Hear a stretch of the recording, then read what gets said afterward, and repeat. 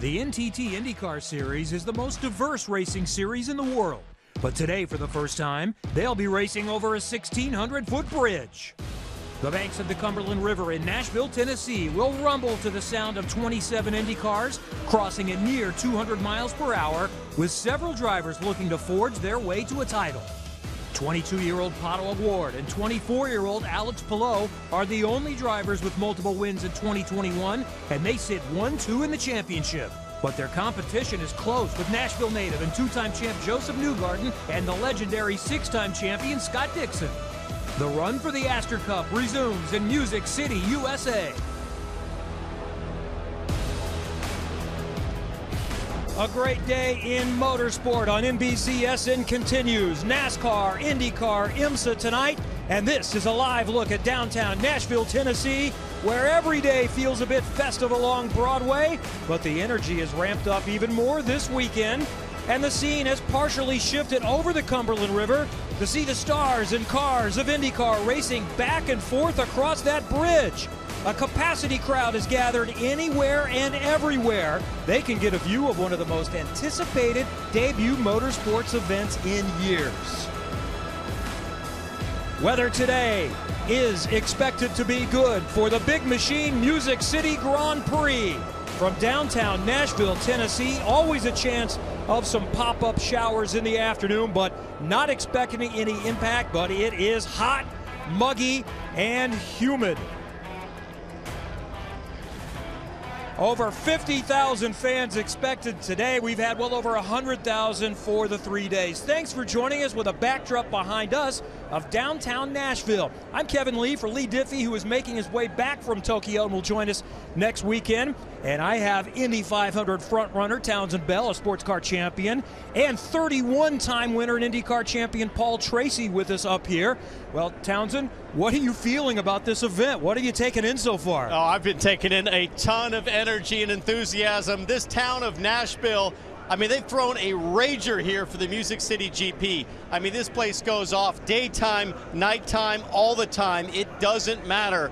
But the rager today is going to be on the track in the race cars. Paul, this racetrack and the conditions we find ourselves in are the hottest and most physical we have seen in a long, long time. The drivers are going to suffer in the cockpit. It's going to be one tough race. Oh, yeah, this town is insane. The track is so fast over the bridge both ways, 180 miles an hour. The drivers said they were having a hard time even seeing where they were going. It was so bumpy. And then both ends of the track, really narrow, tight confines. So it's going to be a wild race.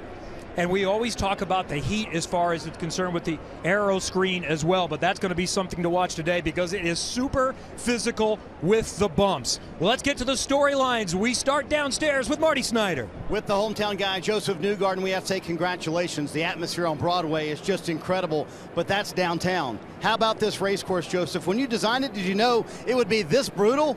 You know, if this race goes super well today, I'll take the credit for designing it. If it doesn't, then don't look at me. No, I had no hand in that. You know, Tony Kottman, the entire group with the Music City Grand Prix, I think they've done a great job.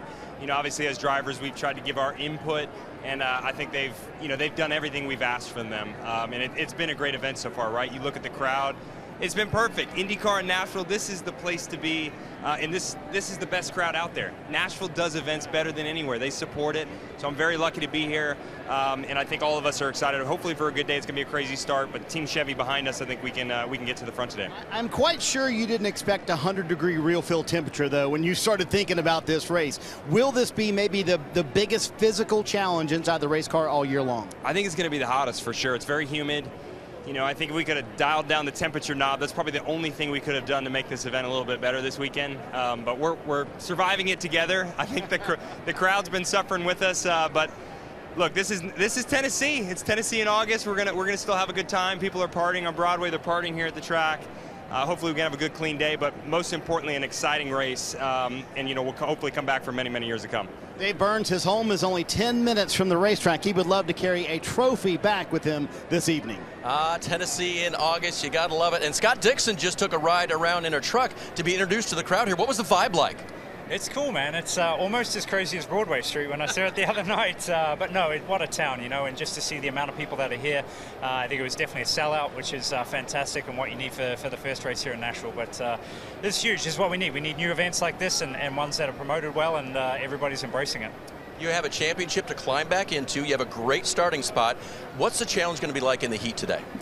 The heat's going to be one thing for sure. We kind of opted out of wearing the cool suit. You know, I think the other teammates have done it, and a few others I can see on the grid as well. So we have to see how that plays out. It can be maybe a disadvantage with weight distribution sometimes. So we'll see how that works. But yeah, I think the biggest thing for us is going to be just getting through the start. You know, it's a pretty wide open kind of entry to 9, and hopefully nobody's taking too many big chances. But it's going to be, a lot of people think there's going to be a lot of cautions. We have to see how that plays out. It's such a busy track and one that's so easy to make mistakes that everybody's going to be on their toes the whole race. So definitely a lot of potential for some mistakes out there. Kevin, keep your eye on this guy. He starts at the front, hopes to end there today.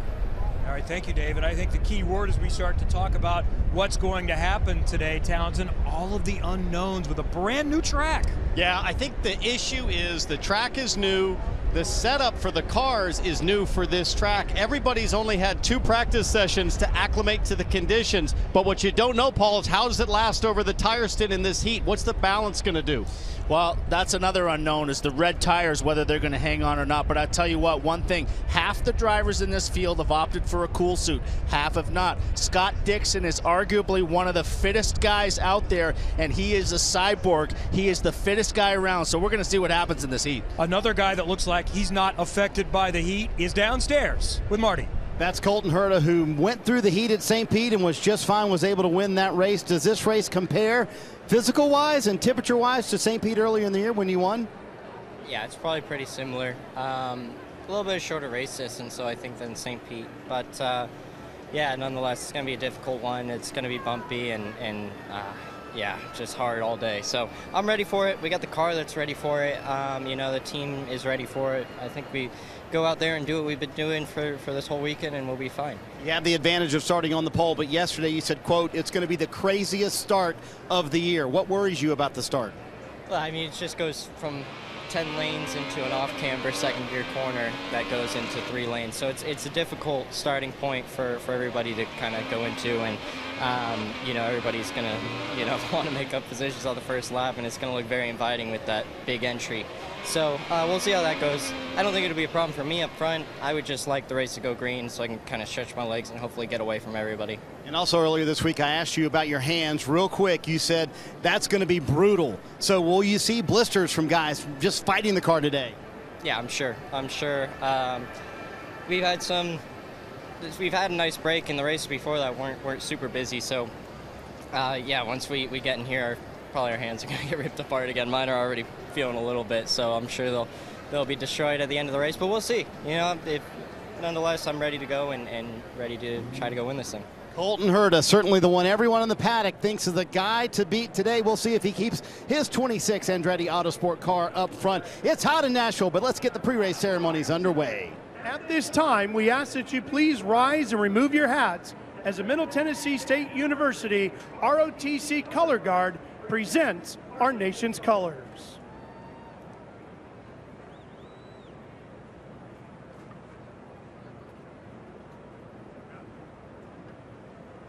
Please remain standing as C.C. Winans, gospel legend and co-pastor of the Nashville Life Church, offers today's invocation. Our good and gracious Heavenly Father, we thank you for this beautiful day in Nashville, Tennessee. We are aware that the freedom we enjoy today was bought at a high price by the men and women of the U.S. military. We are grateful for this spectacular race today and the talents of these drivers, crews, and teams. We pray for a safe and exciting race. We pray for our leaders, and we ask that you bless our country and that all men would experience the joy of salvation that Jesus gives. In the powerful name of Jesus we pray, amen. Here today to honor America with the singing of our national anthem, please welcome Big Machine recording artist Gary LaVox of Rascal Flatts.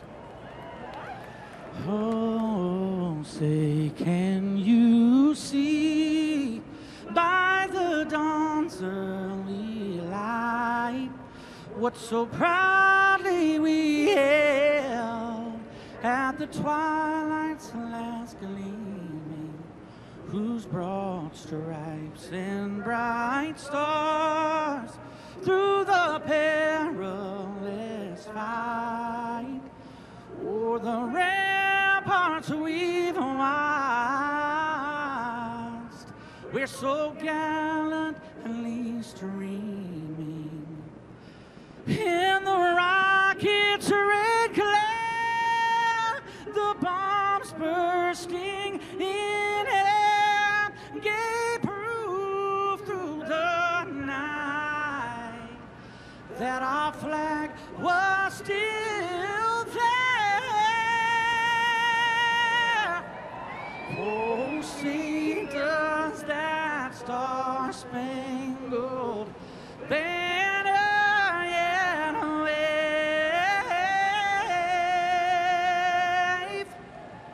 o'er the land of the free and the home of the brave.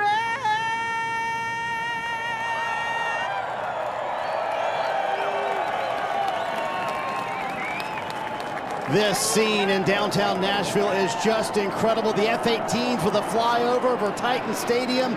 Everybody ready to go. The biggest field outside of the Indianapolis 500. 27 drivers and teams ready to go. Downtown Nashville next.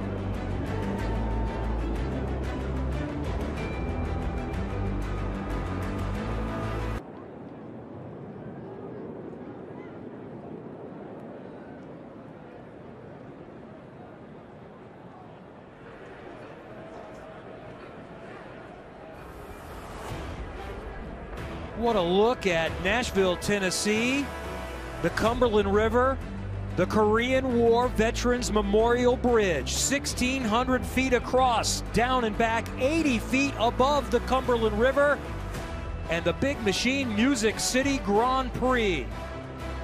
Massive crowd all weekend, over 100,000 for the 3 days. Capacity today, 50,000 plus. For a debut event announced about a year ago, but it's been close to a decade in the making, and it's all come to fruition here today.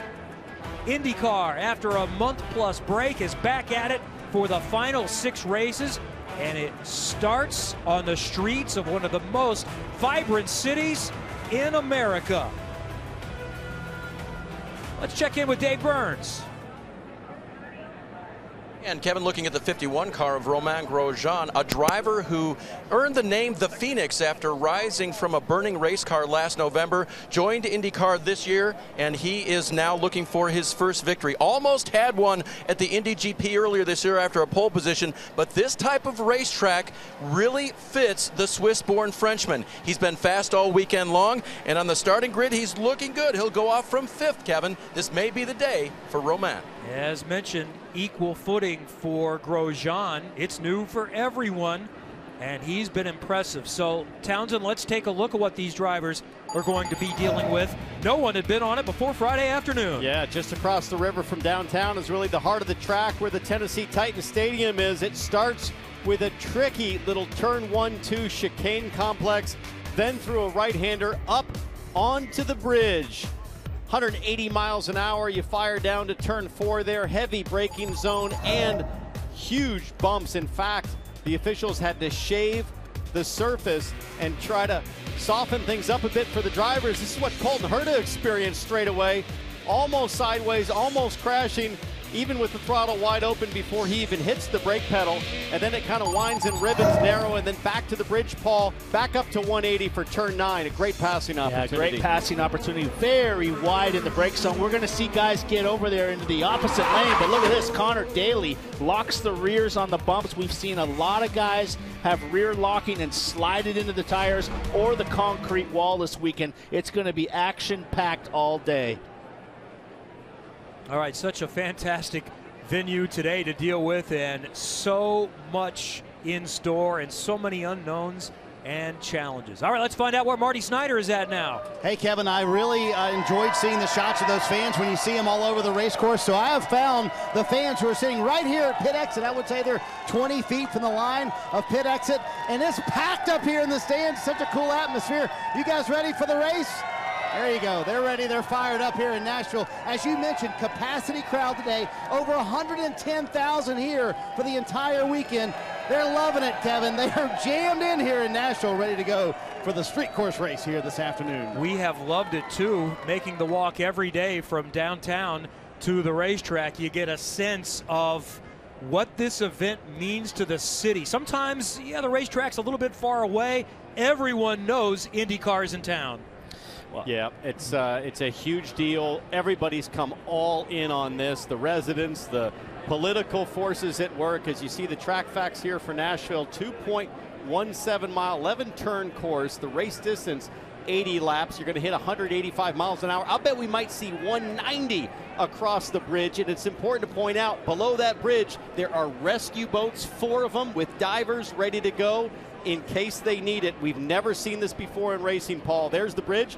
There's the rescue team ready to fire up if needed. Yeah, absolutely. The IndyCar and Big Machine, they haven't brought a race to this town. They brought a party, and it has been all day and all night. So this is going to be a great race today. And all inside that stadium are people that you can't even see that are crowded up against those windows, looking out to get a vantage point of the pit lane, and that's where the race will finish. Remember, it's going to start over on the bridge, headed towards turn 9. They'll crest the bridge, headed back downhill, and that's where it's going to start into a very wide and inviting turn. And that's why you're going to want to watch. It's the widest part of the track. It invites for 10 wide potentially. It looks like a parking lot over there, and then all of a sudden it narrows up, and there's nothing worse on a street circuit than a funnel for the start of the race. Absolutely, and these guys have had a month off from racing, and there's a lot of guys right now that are anxious to get a big finish here, and they're going to take chances, and the guys up front battling for the championship got to be aware who they're racing with.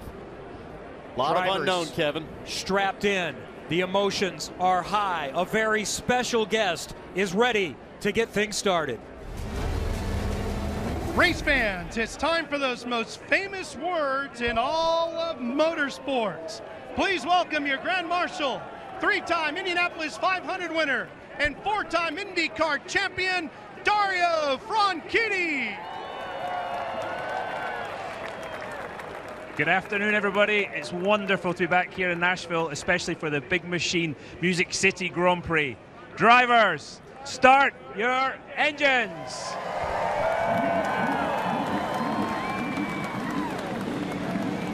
Dario Franchitti, a former resident of the area and a winner when IndyCar raced more than a decade ago at the Nashville Super Speedway outside of town. Scott Dixon won that event the last 3 times in 2006, 7, and 8. But this is an entirely different ball game. It's new for everyone.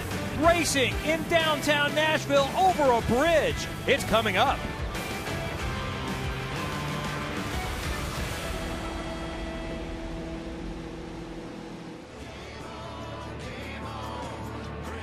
There's the Korean War Veterans Memorial Bridge, also the pedestrian bridge as well. From downtown Nashville, Tennessee, over to the Tennessee Titans Stadium for the Music City Grand Prix today. Cars are rolling, headed down to what will be the start zone coming up in a matter of moments. Let's take a look at the circuit here in our track preview, brought to you by Honda. Yeah, on board there with Alex Palou, the championship points leader. He had a 6th position penalty after qualifying for an unapproved engine change, but Palou takes us around this very tricky course. Following Felix Rosenquist, Pato O'Ward, who's looking for a good result. He had some issues earlier this weekend, but this place ribbons and winds its way on both sides of the river. And the feature we've talked about are those 2 very long bridge sections. It's time for the Big Machine Spike Coolers starting grid. This is how they will line up, and it starts with Colton Herta on the front row for the 4th race in a row, this time from pole. A golden opportunity today for Scott Dixon, starting up front, his contenders in the championship mired in the middle of the field, so watch out for Scotty D. High hopes in row 2. Alexander Rossi hasn't won for 2 years. Felix Rosenqvist, 25th in the championship points. Row 2 is all about optimism today. Romain Grosjean, the Formula One vet, he's raced around Monaco. This place is kind of like Monaco. And then Jack Harvey, looking at a new ride next year. He got bounced out of Meyershank, had a great qualifying, and he's ready to rock and roll. Back in row 4, Simon Pagenaud next to Patricio O'Ward. That's a contender for the championship. O'Ward sits 2nd in the points, in front of Dixon, but behind Alex Palou. Alex Palou, the championship leader, he's in the danger zone here. He's racing around guys that he does not need to be racing with for the championship. He's got to be very careful. And our man James Hinchcliffe, great starting position this weekend. He's had a solid weekend. Yeah, that's a big deal for Hinch. Row 6, Penske teammates. Will Power, super fast over his career on road and street circuits. 2nd for all-time poles, but Joseph Newgarden, the local hero, trying to make up from a crash in qualifying. Graham Rahal, we just heard on his radio, might have an issue with his paddle shifter. Ryan Hunter-Reay, also a guy who's questionable for next year. He's looking for a big result. Helio Castroneves won his 4th Indy 500 this year, also secured a full-time opportunity in the series for 2022. Sebastian Bourdais knows how to win on street circuits. Santino Ferrucci, he's been bouncing back and forth between NASCAR and IndyCar. And then Marcus Ericsson, he's a championship contender. Back on row 10, local favorite in terms of Indianapolis, not far from here, Connor Daly. A lot of his friends have made the drive to come party and race with Connor here in Nashville. Max Chilton from England. Rinus VeeKay broke his collarbone just a couple races ago. He took that month off to rehab. He's looking at getting a good finish. McLaughlin, another Penske driver, so disappointed after 2 taps of the wall in practice and qualifying. He's got to make some magic happen, coming all the way back in row 12. All the way at the back here, Jimmy Johnson has had a frustrating weekend. 2 fairly sizable crashes. He's got to get through to the finish of this. Let's get to our onboard looks we have today. We start with the Shield Cleansers look with Takuma Sato, 2-time Indianapolis 500 winner, starting from the back in 24th. Kevin, even though Dex Imaging is sponsoring this camera, we're going to call it the Come Back and Pay My Friends Back cam for Scott McLaughlin. He's been practicing in the top 10 all weekend, but qualifying was a disaster. 23rd starting position. We'll watch him come from the back. AutoNation has a couple of onboards. One is for Ryan Hunter-Reay, still trying to jumpstart his season. He's starting from 14th, and inside him on the United Rentals onboard, Graham Rahal. Joseph Newgarden was in position to start in the front 3 rows or better, but crashed in qualifying. He starts 12th with the Hitachi on board. Aero Electronics has the look of one of the championship contenders and one of the 2-time winners this year. Pato O'Ward is going to start 8th. Felix Rosenqvist has his best start of the season. The Mission Foods on board. He starts 4th. It's his best starting position, Marty, in 2 years. Kevin, for all the talk about Colton Herta today, don't sleep on Alexander Rossi, who has the AutoNation onboard camera. He has said all weekend long we're as good as Herta, and, quote, called his car mega in warm-up this morning. See if Rossi can get his first win in nearly 2 years. Alex Palou is the championship leader. He qualified 3rd, but that 6-spot grid penalty for an unapproved engine change coming into the weekend has him starting 9th. He has the NTT data on board. And leading the way with the Gainbridge on board, his 6th career pole, 2nd of the season. Remember, he dominated the street race at St. Pete early in the season. Colton Herta is going to lead the field to the green. Not far from here. Next time by, Colton Herta, after he goes over the top of the bridge. This is where they will start. The restarts, though, will come back on the pit stretch between turns 11 and turn 1. A lot of pace laps. Sometimes we only see 2, Paul. What that does is it allows the tires to get tire temperature. It also allows the drivers to gain confidence and think about how they might make their move here on the start. And the pace car pulled off already, and they have literally a half a lap to pace themselves. They got to get down in here to turn 4. And here's Helio Castroneves, Indy 500 winner this year, Mr. 4-time, full season next year. So this is going to be a build-up race for him. But we're coming around to coming back to the bridge now. And Kevin, they got to get them all lined up. One of the most anticipated debut events most of us can remember. From downtown Nashville, a massive throng of people here to see, hopefully, the beginning of a long new era in IndyCar racing. Lined up across the Korean War Veterans Memorial Bridge, and here we go!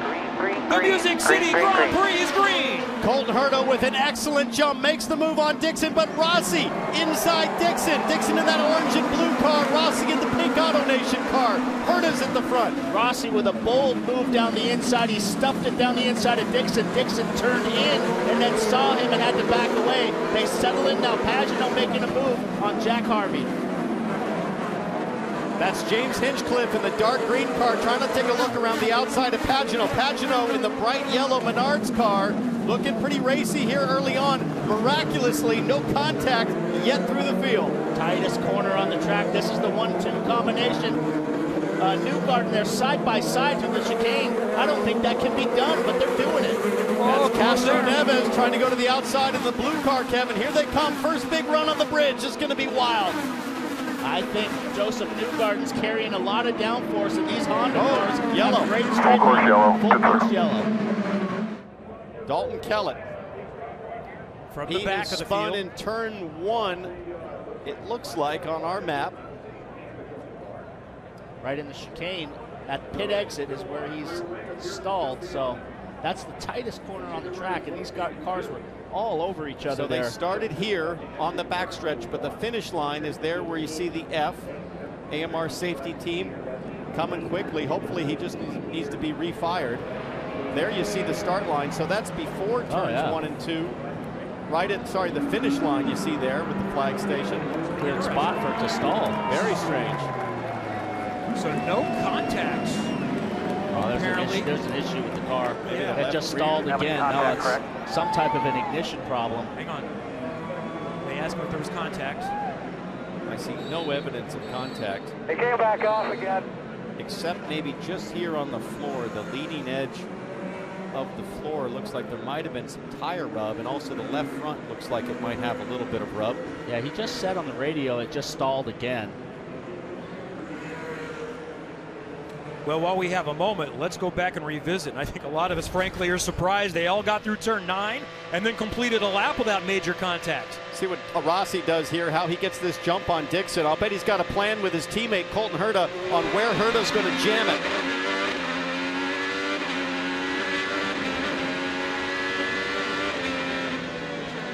Whoa, bold move there. Yeah. Dixon was squeezing over to choke that line off, and Rossi said, buddy, I'm coming through. Dixon trying to cover. Rossi said, cover this.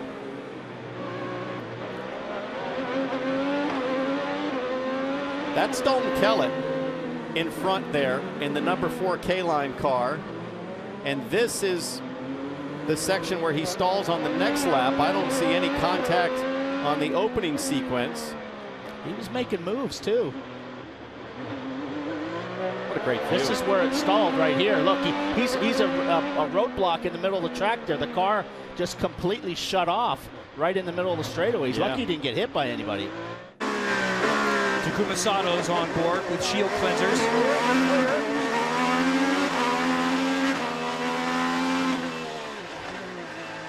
Almost got into the back of Max Chilton there, and then the world opens up for Sato to go wide, but super narrow into this section. Hard to run too wide here. Yeah, let's watch Kellett right here. He's in front. You'll see when he stalls here. Watch this. Boom, going back through the field. That's Scott McLaughlin there in the 3 Dex car, holding shoulder to shoulder with Sato. Marty? Meanwhile, Joseph Newgarden started 12th, has fallen back to 17th after some contact with Graham Rahal, and Newgarden is not happy at all. He said Rahal just, quote, ran all over him, and he asked IndyCar to review it. And here's the big thing, Townsend. When you drive the car, the steering wheel should be straight if you're going straight, right? Well, he's having to hold it all the way to the left to be able to get it just to go straight. So it's knocked the toe out of that car. The car will not handle correctly the rest of the race for this 2 machine. Wow, and he had the momentum coming in. Most recent winner at Mid-Ohio. You could argue that he's had the most dominant car. The last 3 events, mechanicals kept him from 1 win, led late on a restart. Before that, Joseph Newgarden had fought his way back in the championship. The rear field's okay and very stable. It's just the front that's out. So it's knocked the toe out, either towed it in or out, Townsend, and that is not good for handling and tire wear on these long straightaways. If it's towed out, it's going to scrub those tires down the straightaway as well. Not to mention, you could have pretty serious metal fatigue on the steering arm. That's got to hold together for another 76 laps. Now, you would think that's Alex Palou, but if you look closely, Dave Burns, that's got a number 48 on it. It does, and Jimmy Johnson unfortunately destroyed his primary car this morning, this morning in warm-up, and they had to go to a backup car that was partially Alex Palou's. They've been having an electrical issue. He was pushed back to his pit box before he rolled off, and Scott Pruitt made the connection sign to me that he is having an electrical issue, so still working on that. And you can see they put the primary, the alternate reds on Jimmy's car. Here was his crash, guys. Yeah, big accident. He lost it just before the braking zone on a big bump and clobbered the wall. Listen to this. Big impact, destroyed that car. They couldn't fix it in time, Townsend, but that was his 2nd incident of the weekend. Yeah, had a pretty big one earlier on in the weekend. There you see the damage, attenuator, gearbox, floor, side pod. The parts list goes on and on. 48, though, down and away, back out on track, trying to catch up. Now, Jimmy radioed in. It was better than that before. Right now, Kevin, so already better. Now remember, the restarts happen at the finish line. Only the start happened on the bridge, so a few corners to go for Herder. Let's see if we can figure out what happened with Newgarden and Rahal. Maybe it was right there. There you go. Side by side. Yeah, he just pinched him off on the exit of the corner. He had the inside, and we're going back to green, Kevin. Coming towards turn 11 here, so 1 more left-hander, and this is a very short stretch. And even before they get to green, that's Marcus Ericsson going over the top of Sebastian Bourdais. What in the world happened there? Well, he was ready to go, and nobody was going yet, and he just drove right over to the back. They still have the green out. I can't believe they have the green out still. They're waving the green, and that car is disabled right in the middle of the racetrack. And Joseph Newgarden is all the way now at the back of the field as well, stuck behind that car. Tiptoeing the field has to at the back around Marcus Ericsson. He's going to try to limp it back to pit lane. Meanwhile, Sebastian Bourdais on the bridge, damaged front wing, damaged rear wing. You got to make sure you don't go too fast, because if that back wing falls off, if you get going any faster, that could be catastrophic as well. But major, major damage to both cars. And amazing, there's no yellow. They might crash again. They're going to hit each other again. Left rear flat for Bourdais, suspension damage. Parts all over the track now. Check this out. Yeah, now you got carbon on the track. I think you got to go yellow. How did that happen? Now, in fairness, one of the reasons it might have stayed green was because they had already waved the green, and if you wave it off right then, you're going to have more of the same. So that may have been part of the process. Let's get them through here. Car's dragging. Now he's got the wing under the front tire, and it's almost impossible, Townsend, to turn like that. Well, we expected it would be wild. And we're okay here. We're going to pit and change the front wing only. Pit and change. One of the more debatable statements from pit lane. We're okay. We're okay. Here. Well, good. We're right where we want to be. It's just a flesh wound. You're fine. It's going to buff out. All right, we'll get another restart coming up and a chance for some repairs and maybe pit stops. Stay with us from Music City in Nashville.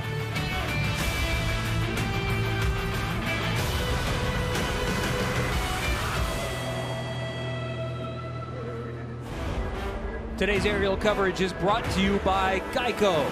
The sights and scenes of Music City, USA, Nashville, Tennessee, and a first-time event The Big Machine Music City Grand Prix racing back and forth across that bridge under caution. We haven't completed, technically we completed a lap and we're working on lap 7 under caution, but haven't done all 11 turns in succession yet.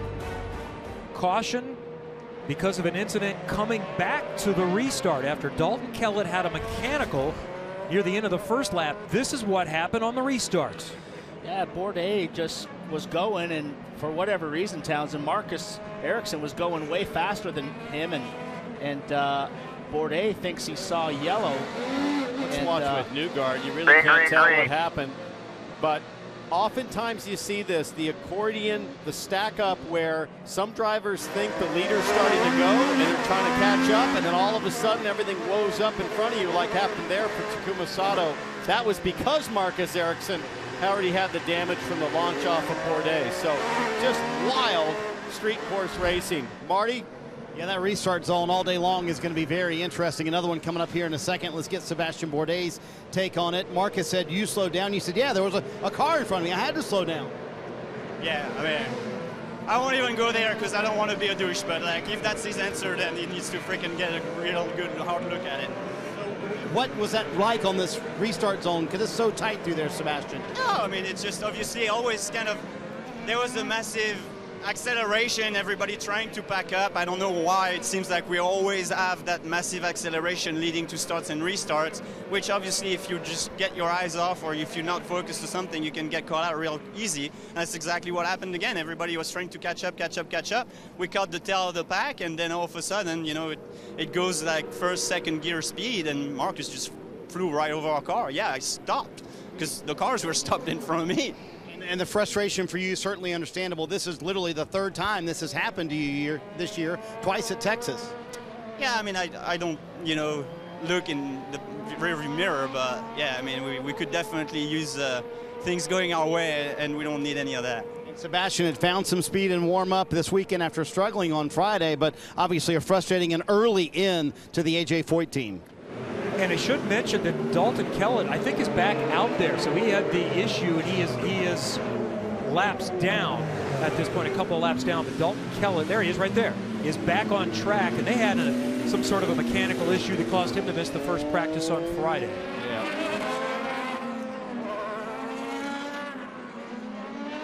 Let's take a look at the championship standings as they stand, with Alex Palou coming in an NTT Data car with a 39-point advantage as they run right now.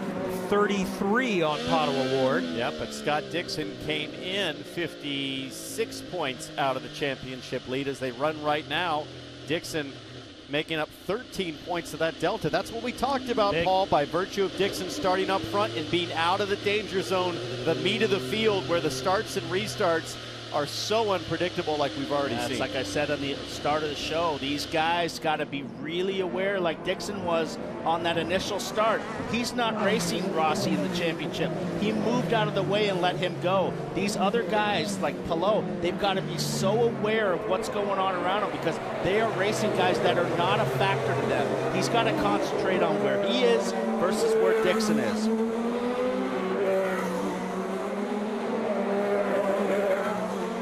Biggest mover so far in the race, Kevin, is Rinus VeeKay, up 7 positions since the start. That number 21 Sonex car, red, white, and black right there for Ed Carpenter Racing.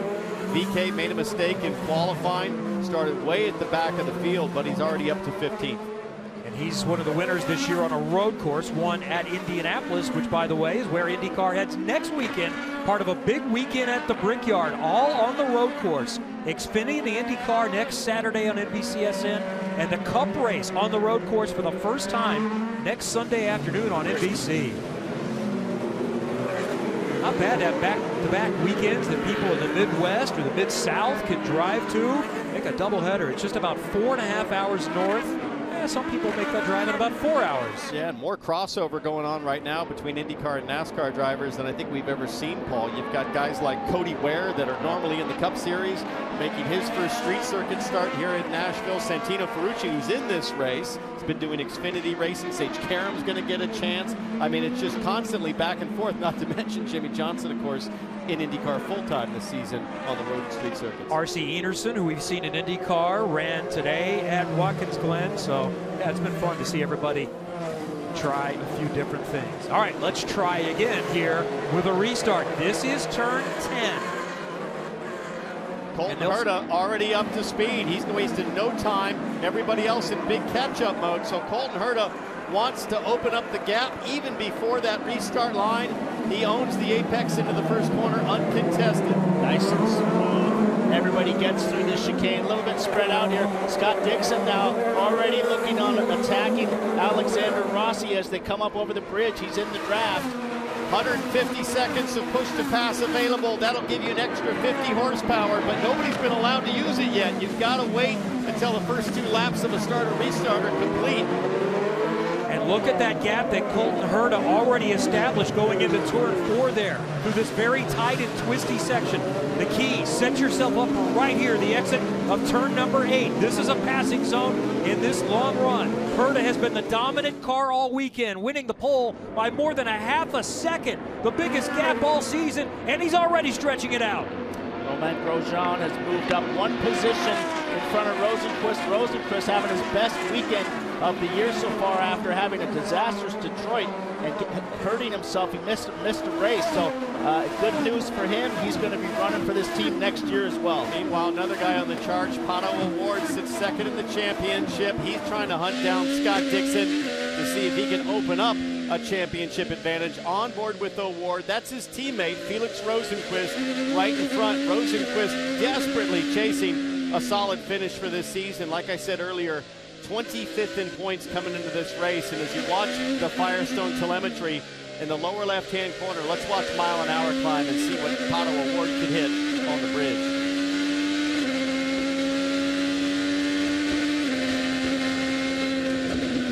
Backed it off way early in fuel save mode already, Townsend. So, Dave, what's going on with O'Ward here with the fuel save? That's right. You never know what they're going to do. We're talking maybe 28 laps, but that's now stretched on a fuel run with all the caution laps we've had. Conserving on fuel, but also conserving on overtake. Remember that extra 15 seconds they can get for 150 seconds max throughout this race. They've asked Pato, hey, be conservative on that. We may need that for the end. So there's fuel strategy, but there's also tire strategy. Pato O'Ward was the first car in the field in the lineup that started on the harder compound black tire. So I wonder if O'Ward's just going to patiently bide his time here and see if all the other runners in front on the Firestone Reds see the fall off that we sometimes see and the degradation that we can see with that softer tire. Let's also not forget, he's probably saved, backing off a little early, Townsend. You're going to save a little bit of physical energy today with the heat today. You go running hard early, you run out of gas physically by the end of the race. These guys right now are trying to conserve their energy. By the way, going back to that incident on the first restart, Marcus Ericsson has been penalized. A stop-and-go penalty, more severe than a drive-through for avoidable contact. He's already served it, so he's running in the back of the field in 25th. He's a bit off the pack right now. Hometown hero Joseph Newgard has really not advanced. He fell back from 12th to 20th. He's got damage, but mired in the back of the field right now. This is Jack Harvey, and the reports are that he's headed by Racer.com to Rahal Letterman Lanigan Racing. He did not get booted from Meyershank Racing. He had an offer on the table and chose to leave, which is really interesting. People have been wondering about Takuma Sato, some speculating that he might be ready to retire. No, I'm told Sato wants to continue driving, but it's a little bit TBD about the situation. Could be 3 cars, Dave, next year with Rahal Letterman Lanigan. And Kevin, what a way to tell new bosses, they haven't been officially revealed yet, that I'm the guy. He had a great qualifying run, 6th place for Jack Harvey, and is running very well up at the front right now, falling to 7th at this time.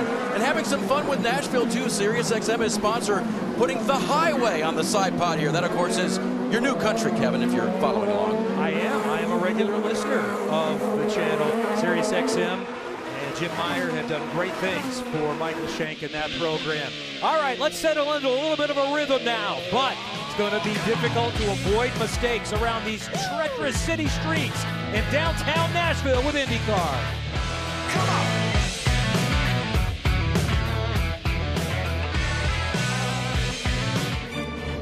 Get Peacock for tons of live sports, including NBC's Sunday Night Football, streaming all season long. Plus, catch exclusive Premier League matches and coverage of live golf championships. To get started, go to peacocktv.com/sports and sign up now. And next year, you can watch every IndyCar race live, also on Peacock, plus 13 races on NBC. Very proud that a new media rights agreement extension was announced over the summer break. And NBC Sports remains your home of IndyCar. Thanks for joining us today from Nashville, Tennessee. Kevin Lee, Townsend Bell, Paul Tracy, Marty Snyder, and Dave Burns for the inaugural Big Machine Music City Grand Prix. Colton Herta has been in front from the start. He's been the dominant car all weekend long, and he's built up almost a 3-second lead already. So now we watch pace. We watch to see what is the average pace look like for Colton Herta. His father, Brian Herta, serving as a strategist there on the stand. How much tire fall off do they see on these softer red tires versus the cars that are on the black tires? That's what we're going to be watching. Last lap was a 1:16.5, about 3/10 quicker than Rossi, and he's holding about a 3-second lead. He's going to come up to the bridge. Now watch how bumpy it is. Let's have a listen to this.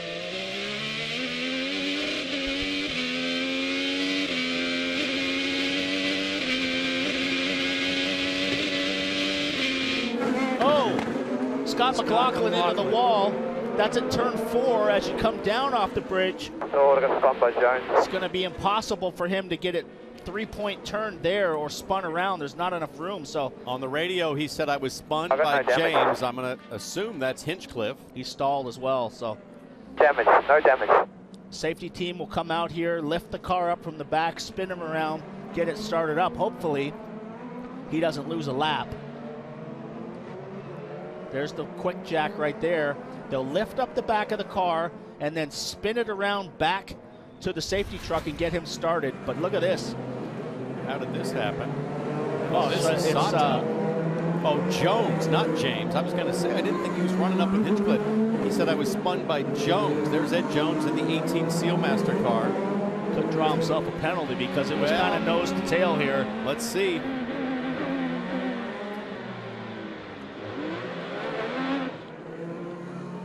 Tight quarter racing there. I mean, that it goes from 3 lanes, Townsend, literally down to 1 lane. I think McLaughlin was checking up because of this moment happening in front of him. McLaughlin wasn't sure how that was going to play out. And I think the hesitation for McLaughlin opened up the door for Ed Jones. And then I think it was too late for Jones to make that move. Look at championship contender Joseph Newgarden was right in the middle of this. Here's Ed Jones. Now look at Newgarden. Nearly gets over there into the wall, and there's only just enough room for him to get through. Jones was on the move, too. He'd already passed 7 cars since the start of the race, so that 18 was flying. It's a little bit too much aggression right there. And McLaughlin did get refired and stayed on the lead lap, so he's sped ahead. He won't even go into the pits here. Right here is the restart zone and the finish line that he's about to cross, so he'll try to catch up to the rest of the field. I think it'd be a little early for the leaders to pit, but Kevin, we might see it at the back. Once again, Carvana is giving fans the chance to vote on your favorite design for Jimmy Johnson's livery coming up for Portland. This is what we're seeing, which the fans chose this time around as well. You can visit Carvana.com/vote to drive the vote. I like the one on the right there, Paul. I like electric that. blue with the yellow. I like that one too. But you know what? If I'm in the middle of the field, here you go. I'd come in and take a chance here. So here we go. That was Hinchcliffe and Hunter Ray. Looked like Castro Evans. Alex Palou, championship leader, taking a gamble. Marty, they're coming to you. 9th on back. Alex Palou made the decision. Barry Wanzer actually made the decision last second, saying, come down pit road, pit, pit, pit. Ryan Hunter Ray as well. You see the reds coming off for Alex Palou, putting on the primary Firestone tires. So from here, you're going to need a lot of caution to make it a 2-stop race from here. But it is doable if you get 3 to 4 more cautions. Joseph Newgarden also coming in. Clearly, they had that damage as well. A wing adjustment trying to fix that. It is towed in, but Joseph Newgarden described it as manageable after that contact with Graham Rahal earlier, Dave. And there is McLaughlin now in on pit road for Team Penske, and we'll get those reds on. They look like stickers, guys. This will fulfill the requirement to have one set of new red Firestones on per race. I think that seems like a pretty good gamble there to come in and plan on more caution. That's the way we're trending with 3 cautions already. And at some point, the leaders have to come in. If you get enough cautions, you cycle up in front of them. And guys like Palou are back on equal footing to have a chance to win this race if it works out the right way. Perhaps no other racetrack, Paul, in the schedule can live up to the phrase cautions breed cautions, especially with these Team Penske cars at the back that have suffered some ill fortune in this race. They now find themselves on sticker reds, which is the best opportunity to make moves, but it's also super sketchy at several places around the track.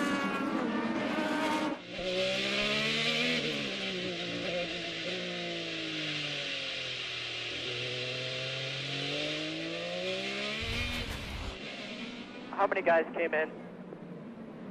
Just looks like maybe 3, 2 or 3 only. So we did the right thing there. That's good for us.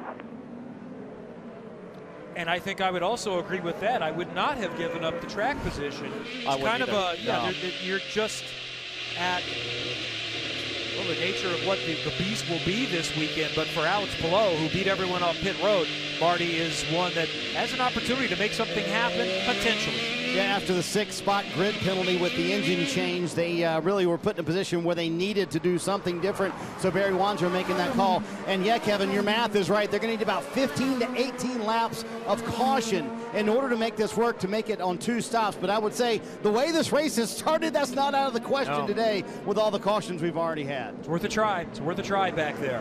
Going to be really interesting to see this play out. You heard Brian Herta say just a few. I counted 8 cars total pitting on lap 18, so the strategy pretty well split for the balance of this race. And pretty impressive that Colton Herta was aware of what the strategy is going on behind him. Asked his dad, how many guys came in behind me? So this kid at 20 years old, he knows what's going on. And now you could go a lot longer than planned because of all these caution laps to begin. Do you want to pit in the early side of the window or try to go as long as you can? Well, what it does is it opens up the possibility for a really short middle stint. In fact, you could almost short fill if your tires were done and just go on the tires being done and not full fuel, shorten up the middle stint, and then be the first to make the last stop. A lot of that's going to depend on what the driver feedback is on how well the balance is holding together on the Firestone tires, both reds and blacks. Traditional race, you can pit around lap 27 or so and being able to do it in 2 stops, but you go longer than that, you run the risk of a yellow coming out and you being cycled back. Getting set to try it again, restart after caution number 3, Colton Herta, Alexander Rossi, Scott Dixon, Romain Grosjean, Felix Rosenquist, and Marcus Ericsson. Penske cars power put each other in the wall. Pagano, Sato, many more. And we have a traffic jam and a stoppage. Will Power stuffed his car down the inside of his teammate and put Simon Pagano right into the wall. Yeah, but I mean, green was probably out at that point, and once the green's out on a restart, passing can commence, and that 48 car, Jimmy Johnson's going nowhere. Yeah. The tire is fully debeaded from the wheel, so this is going to take a little while to clean up, and this is always fun to watch.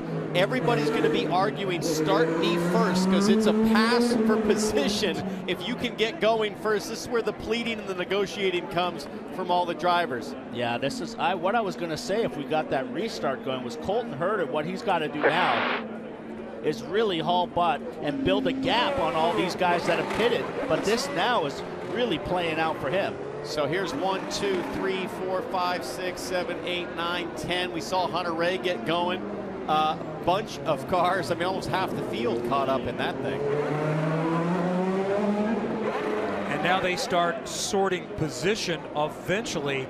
And one of the things I understand is that if you made contact with anyone, whether it's your fault or not, you go to the back. If you didn't, you are allowed to move forward. Connor Daly's going to gain 10 positions by virtue of getting one of the earlier restarts there.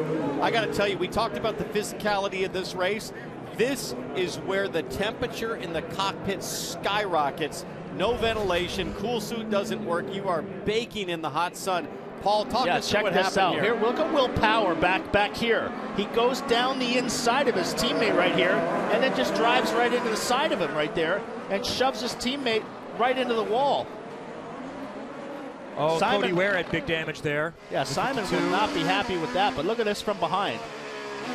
Okay, so this is one corner. Now Green's out, and Power sneaking it through. Not really sneaking. Well, listen, you say he drove into the side. I would say that they were side by side. Pagano turned in. I'll bet Pagano didn't know Power was there. Pagano checked up. Power pounced and tried to squeeze his way through, and then they both just got collected. That's really more of a racing incident, Paul. Teammates aside, Pagano checked up. I'm sure at the moment Power was hearing green, green, green, and he saw opportunity. Well, I'll make you a bet Simon Pagano disagrees. Look at how high his car got off the ground as well. The impact on the nose on the wall, and the car came up off the ground like 2 feet. So let me ask you a question. Do you think Power will get a penalty? We're going to find out real soon. I don't think he deserves one. I just don't see it. This is on board Ryan Hunter-Reay. I know he got stopped. Did he hit anything? No, he got stopped. Jimmy Johnson just trying to whoa up and not have any more contact on an already He's got a flat tire as well. Weekend. Starting him with a flat tire. Yeah, I don't know if they're going to be able to get him going. And Alex Palou, the championship leader, is still there parked. James Hinchcliffe in that green number 29 as well. We'll sort it out. We come back to Music City Grand Prix in Nashville. Well, red flag here at the Music City Grand Prix with caution number 4. And the second time coming back to a green. Yeah. Haven't been able to get restarted. And we knew that was going to be a tricky restart zone. Dave. There is the bright yellow 22 of Simon Pagano. Trevor Lacosta, crew chief, has been underneath the car. Of course, they can't work on it, but he can take a good look at it to see what might need to be repaired. So we'll see what he thought he might need to work on. They were able to put brake fans on there, so that's pretty interesting. And of course, Paul, you kind of wondered if maybe Simon was angry with his teammate there. Well, listen. I think it's okay. My steering wheel is a little bit right hand down, but I'm not sure if it's just whatever. Hey, well, during the red, we can take a look at it and see. We won't be able to change anything right now, but we can take a look at it. And, of course, that missed the part where he was angry with his teammate, but that told you kind of what they were working through before they actually get to work on this car, Marty. So for the other side of the story, Will Power said I was on the inside. Simon just kept turning down on me, and that was really his only comment. So, Paul, you've driven for Roger Penske. What's rule number 1 at Team Penske? Don't take each other out. Yeah, exactly don't take right. Your teammate out, and hey, Townsend, I love these rivalries, man. I'm always saying these drivers got to get mad at each other. Well, I'm going to defend Will Power there. I think Will Power saw an opportunity open up when his teammate checked up. He was already had the momentum. And at that point, you're side by side. Did Power stick it in there or Pagano turn in when his teammate was already alongside? I don't know. I think I got to agree with Page. I disagree. We got a rivalry right here between you and I. You're getting soft. Let's check in with the leader again, Colton Herta, and his dad, Brian Herta, his strategist, talking with him. Turn the device off, and we're gonna have to cycle the car all the way off. Copy. Before you do, let me just tell you, this red flag's actually good for us because if we get tons of yellow, those guys that just pitted will be able to make it on one more. So, as painful as this is better than not red flagging. Okay, that's an update. Makes sense as far as the leader is concerned.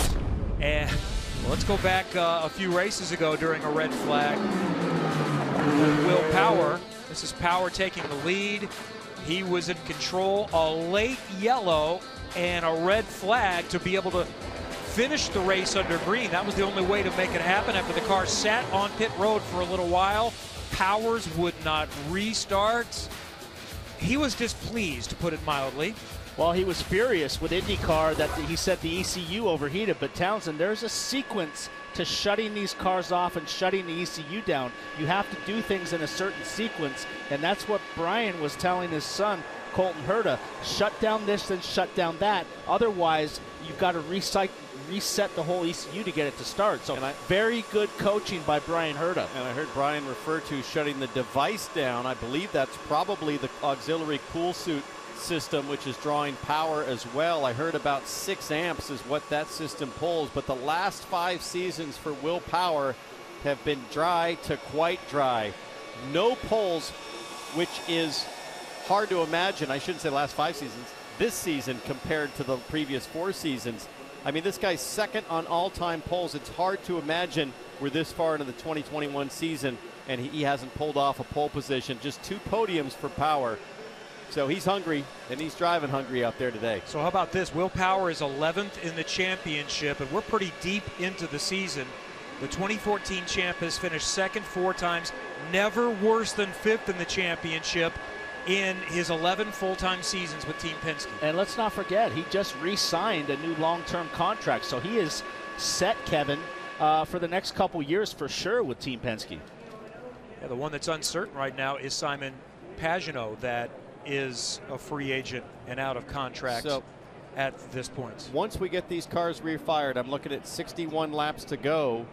You can go about 30 if you stretch it. I would expect several cars at the back to maybe gamble again, pit, so you only have to make it on one more stop. Well, under the red flag, this gives us a chance to kind of look at the big picture of this event. So much enthusiasm, so much talk about this event coming in, and our Robin Miller puts it in perspective as well. And one of the things that we want to mention here is, well, we want to wish Robin well, who has been dealing with significant health challenges, and he enlightened all of us here recently with a piece on racer.com. So just want to say hello to Robin. We are thinking of you. We feel like you, whether we know you or not, we know Robin Miller. He's been the heart of IndyCar for so many, many years, and we're rooting for you, buddy. Thank you so much. And I also wanted to mention that we're thinking of our friend Bob Jenkins, one of the legends in motorsports broadcasting, also dealing with significant health challenges. Thank you, Bob Jenkins and Robin Miller.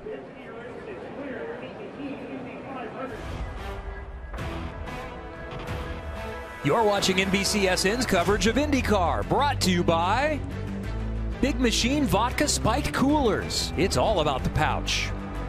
Honda, an official vehicle of the NTT IndyCar Series.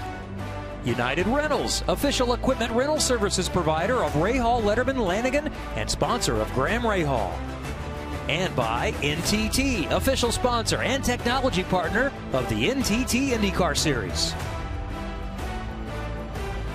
Beautiful downtown Nashville, the race underway, but under red flag currently after a massive accident with basically a parking lot in turn 1. Jimmy Johnson, you see him in the back in the paddock, and that's Scott Pruitt right beside him. So what actually happened when Jimmy got contact on the racetrack? Here it is. So Jimmy actually bringing the front wing to the car. He's still in uniform because he's helping out as much as he can, but they had contact in the rear of the car, and it actually knocked the gear stack out of the 48 cars. So they are trying to get this fixed. Scott Pruitt saying, hey, I want to get him as many laps as we can get him. Obviously, it's been a tough weekend here on the streets of Nashville for Jimmy Johnson. And again, it is under red right now, so they can't fully work on a day, but they can evaluate exactly what they need to do once the red flag is lifted. Dave? Marty, on pit lane as IndyCar reorders the field, Simon Pagenaud's 22 is being pushed to the rear. Of course, the driver very curious as to why this is going on, and he's been told that IndyCar is being consistent here. When they are a part of the incident, which they were, even though it may not have been his fault, they will line him up behind the cars that were blocked because of the incident. So they're scratching their head, but they're saying this is not inconsistent. This is what IndyCar has done before, and we'll live with it. So Pagenaud is going to go from, I think, 13th to 20th. He's one of those disadvantaged. Those that are going to be up the front of this, Ryan Hunter-Reay is going to move up. James Hinchcliffe is going to move forward some. I think Joseph Newgarden is going to move in front of some cars. Connor Daly. Then Elio Castroneves, Max Chilton, Scott McLaughlin, then Pagenaud, then Palou, then Cody Ware. Those that hit the blockage. That's the order as I understand it. Well, I'll be interested, Townsend, to see if they're looking at the incident with Power, because there was clearly contact side to side, which shoved Pagenaud into the wall, and whether that is being reviewed as well. And by the way, that order I mentioned is starting at 13th. So I think Hunter-Reay is going to move up to 13th. Listen, right behind Marcus Ericsson. Was there. Yeah. Doesn't mean too you need wide. Doesn't mean you need to hit the guy. Doesn't mean you got to turn into the guy. Saw lots of other cars go through that corner 2 by 2. Listen, if it was me in either position, it would be my fault. That's for sure. And I think Jimmy Johnson might be being told now he's done for the day. The 48 car is being DQ'd for unapproved work under the red. Yeah, they're just getting that word. Jimmy just now getting that word from one of his crew guys. And I wondered, Kevin, because they were physically touching the car, but they weren't doing any work. They were looking at the car, kind of sizing up what they needed to do, but they didn't do any work on the car. So that's what they're trying to say to IndyCar right now is that we just were looking at it. We were kind of assessing what we needed to do. Obviously, Jimmy fairly disappointed, and it's been a tough weekend, as we mentioned. Certainly not the way that they wanted the weekend to end, no doubt. Disastrous weekend, Townsend. 2 big crashes, practice, qualifying, and then a frustrating start to the race, and now damage, he's out. So a lot of work for those boys as we see Joseph Newgarden sit with the coolers blowing. It seems like they're sorting this order out the way I would see it as well. So I think we're going to end up 15th right now. And the 28 and the 29.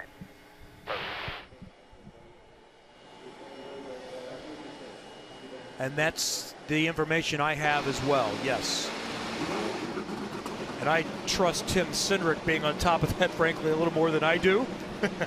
But I'm glad to see that what I said matches with what Tim Cindric is telling his driver. Often one step ahead. He's the president of Team Penske. All right, Marty, go ahead. Well, Jimmy Johnson taking off his helmet, and boy, not the way you wanted to end the weekend. What a chaotic weekend, but what did IndyCar tell you there? Because you guys didn't perform any work. You were just looking at the car. Yeah, I personally don't know the rules very well here. I know in the world I came from, you could not touch the car at all under a red. And I'm guessing that's the same thing here. So the guys were trying to diagnose what was broken on the back of the car, on the back of the transmission, and unfortunately, looking at it and getting the car up on the air jack got us penalized, and I can't rejoin the race. Boy, I know it's a frustrating weekend for you, Jimmy. Describe how tough this road course is, or street course has been all weekend. I mean, it is, but I feel like the mistake I made in qualifying was really on me and just not using the right braking technique on cold tires, and that's a lesson learned. This morning, I just bottomed out. We just had the guard too low and it bottomed out. So, and then this was just a racing incident. So I think so many people are used to me leading races, racing for wins and championships, and they may not give this series or this switch as much credit as it deserves, just how difficult it is. But I'm having a blast, learning a ton. Every week I'm getting better and better, and unfortunately I can't run all the laps here today.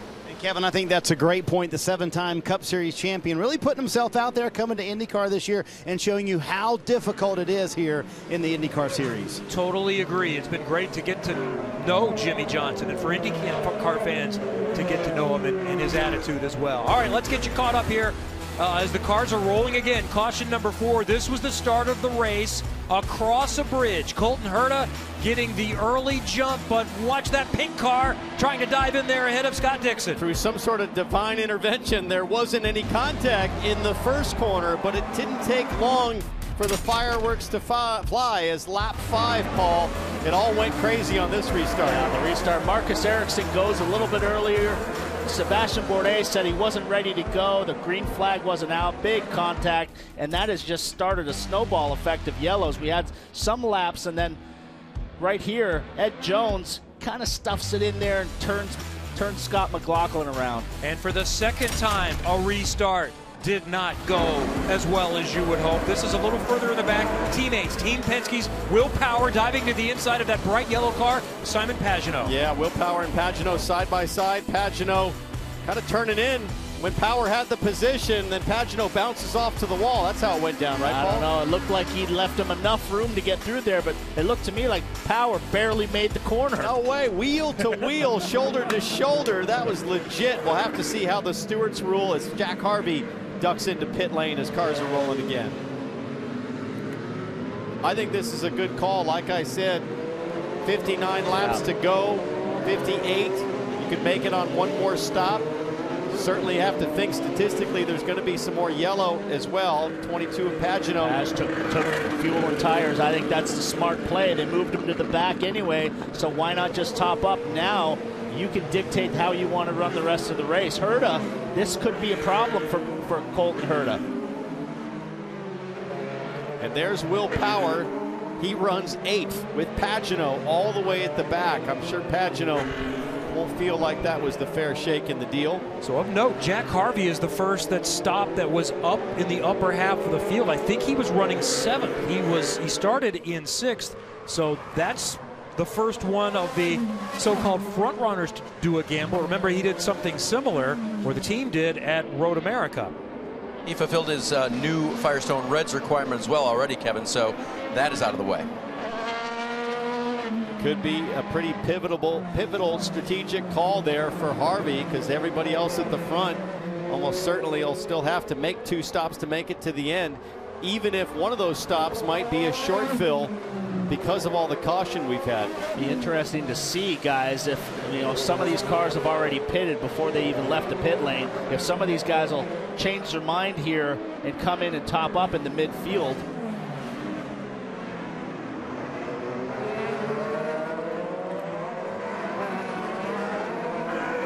Well, guys, let's chat with Brian Herta, his young son and driver, Colton Herta, leading the race. So I heard you say the red flag was probably a good thing there, that they were able to stop the race just with the fact that everyone else was going to come down pit road and needed those laps. You know, we love coming here to Nashville. This is such a great race event, and we want to put on a good race. And we're a little disappointed we've had some yellows here, but we're hoping we're going to get to go green and put on a good show the rest of the way here. For us, Colton's been great all weekend. We just want to stay out front. We want to stay clean, and we want to try and not have the yellows decide the race. You're clearly in the best spot, but does this restart on the front stretch and how much it slows down worry you a little bit? I worry about everything. There you go. I love his honesty, Brian Herta. I worry about everything, both his dad, right, and also strategist. Boy, I feel a lot better if I'm Brian Herta with my car out front. It's all of those in the back that I think is the biggest challenge, just trying to get through. It's not just turn 1. We thought that was the problem. They can't get through turn 11. Well, the big advantage for Colton Herta on the restarts is this moment right here with the pace car. He can control how he warms and cleans his tires. He doesn't have any accordion effect except the pace car to worry about. That takes a dominant car and driver and puts him in an even more dominant position for the restarts. Strategy for him now is he's going to need to jam. He's going to need to open up a big lead now, and hopefully he doesn't need any more yellow. So it's time for him to rock and roll and put down some hard, fast laps. So 21-year-old Californian Colton Herta, already a winner this season, is going to lead them back to green. His teammate Alexander Rossi, who has not won in 2 years. Scott Dixon, the highest runner of the championship contenders, trying to tie Foyt this year with his 7th all-time. Then it's the Formula One veteran, Grosjean, the rookie in IndyCar, and Felix Rosenqvist around the final corner. Almost a huge stack up. Start, green flag, and Herta gets the jump. Almost a huge crash in the back again as everybody checks up. Herta off and away uncontested, but Will Power had another look to the inside along with Hunter Ray in the yellow and red DHL car. He makes a move on Dalton Kellett. Everybody in the back is ready to go, but Herta dictating the pace with a slower restart, nearly caused another crash. But look at the gap now that Herta has. Scott Dixon now right there taking a look on Alexander Rossi. Colton Herta must love this, Kevin. If he checks his mirrors over that bridge, he'll see all kinds of drama behind him as he just cruises away with another fantastic restart. Well, he's got to start flying. He's got to build a gap to these guys that have pitted. The pit lane delta, the in and out, is pretty short here, Kevin. So if he can build a big enough lead, he's not going to lose too many positions on the guys that are on the alternate strategy. That is a fantastic point. Green flag racing will be Herta's friend for many reasons, and that's another one. If they run 10 straight laps of green, he may be up by 10 seconds. They say about 18 seconds lost on pit lane. Jack Harvey, that first car to make the last stop, is currently 10 seconds back, and we'll be following that gap, Harvey to Herta, to see if Herta can open it up and cover. I think he'll have no problem based on the pace he's shown and the fact that all these guys where Harvey follows are all stacked up and fighting for position. One lap, he opened up a 2.6 second lead on one lap on cold tires. Ed Jones has just served a penalty as well. That would be for the avoidable contact penalty on the hit with Scott McLaughlin before the red flag. On board Felix Rosenqvist having his best day of what's been a disappointing season. By the way, some wondered after they have done one and done with drivers the last 2 years, what might Arrow McLaren SP do next year as part of a press conference announcing that McLaren is taking over majority ownership stake. Zach Brown reiterated, no, Felix Rosenquist will return next year along with Pato O'Ward. We're thinking about adding a third car. This is Colton Herta's style of racing. Townsend, no fuel save, and just go as fast as you can go. Look at this, 3.4 second lead in a lap and a half. The kid is flying. Where does he sit to Jack Harvey? 12 seconds to the good. So that's the gap they really want to look at and manage, and it is well in Herta's favor. Meanwhile, more side-by-side action. That's Hinchcliffe around the outside of Dalton Kellett. Two green cars battling for position. Dalton Kellett had the early problem with the stalled car, and he is a couple laps down, so he's in the mix battling guys that he's a couple laps behind, but Newgarden is there right behind him. This is where Newgarden has to make quick work of Dalton Kellett. Remember, Newgarden has sticker reds. He's got fresh car in front of you. We're trying to get a mandatory blue. So that's Tim Cindric saying, hey, that car in front of you is 2 laps down. We're trying to get a mandatory blue flag. What that means is the blue flag is a lap car flag. If that's displayed to Kellett, he's got to let Newgarden by anyways because he's 2 laps down. Yeah, we're going to take a look at the steering wheel. We've been talking about the toe in and out. The front of Newgarden's car is bent, and you can see that the steering wheel is not centered on the straightaway. Take a look at this as he goes over the bridge. When it straightens out here, that steering wheel is cranked over this way. It's not straight, so he definitely 100% has damage. 4 cars driving through the pit lane. Also see the right front wing end fence. That's flapping on the right side quite a bit more than the left side, so it wouldn't surprise me if the front wing took a little damage as well. That car right in front of him, by the way, Dalton Kellett, is 2 laps down after he had a mechanical at the start of the race. Moves out of the way. Now Newgarden gets a little bit of clean air. He can put the hustle on and close the gap to the cars in front. Check out this moments ago from Scotty McLaughlin trying to go around the outside. Whoa. Almost throws it away.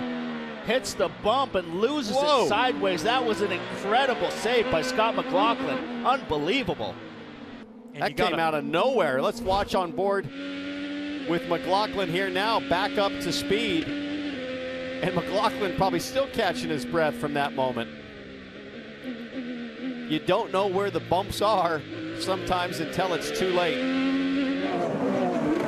And you see Alex Palou back there in that white-blue NTT Data car. He was one of those that got blocked in there on the track blockage in the car. The gear got stuck in reverse. Took a little while to get that sorted out, so he's running back there in 18th position. He's the championship leader coming in.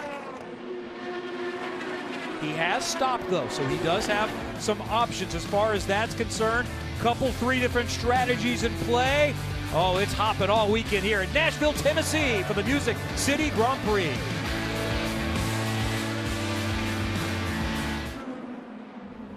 We're right in the middle of a full day of motorsport on NBCSN. We started with NASCAR from the Glen, and after we're done tonight, Road America, the IMSA WeatherTech Sports Car Championship.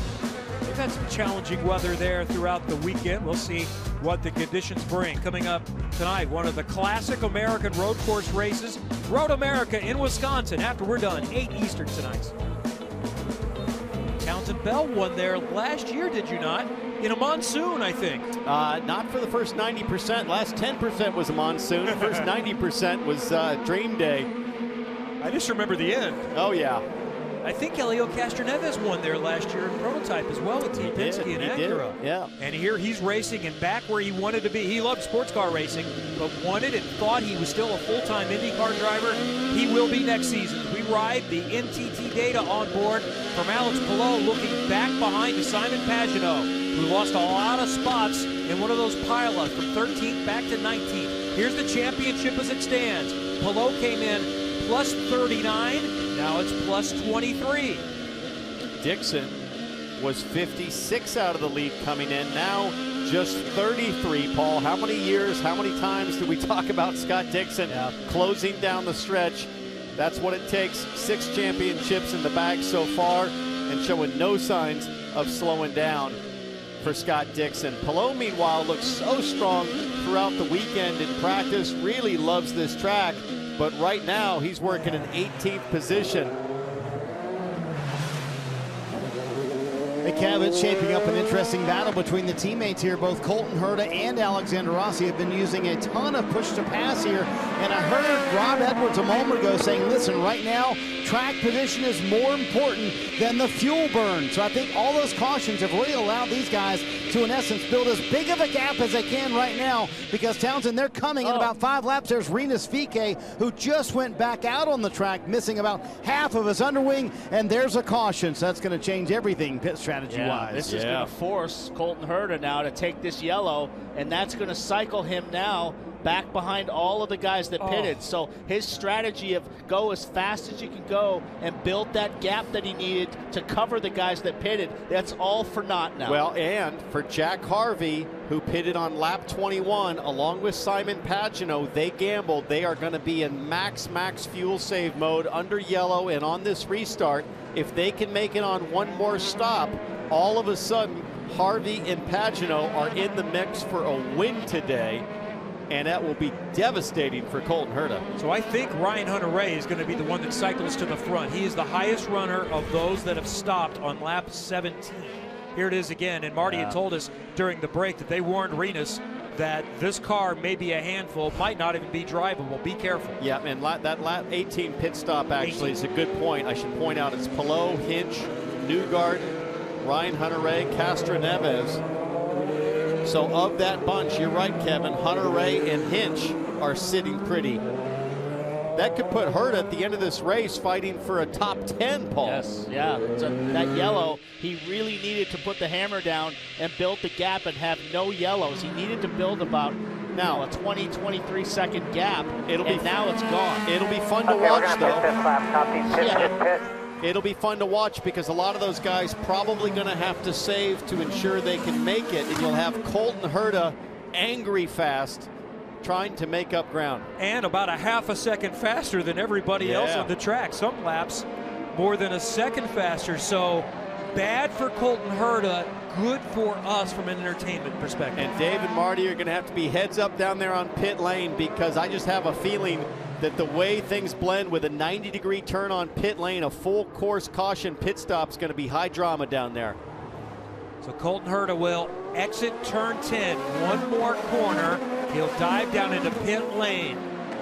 We'll watch him come in, and then we'll let Dave Burns take it over. And Townsend, I'll leave all that drama to Marty. He's got pit out, but at pit in, one of the cars running fourth, Romain Grosjean. He has fulfilled the requirement on the Firestone alternate reds the team has laid out with the black primary tire. He'll get 4 and fuel, Marty. Boy, David, the Colton Herta pit, you could just feel the air go out of the balloon. They had that big lead, and they were really stretching it out, and this is exactly what they did not want. Going to be primary tires. Same for his teammate Alexander Rossi, who really was keeping pace with Colton Herta. He wanted no changes. Now here comes a race off pit road. Terrific stop by the 27 bunch, but Colton Herta uses that second pit stall to his advantage and holds the lead here on pit road. It was a tight race, though, with Ryan Hunter-Reay. We'll see where he came out. I do not understand what happened there. The pace car was just there. I don't know what happened there. The pace car was just in front of these guys. I came out ahead of Ericsson.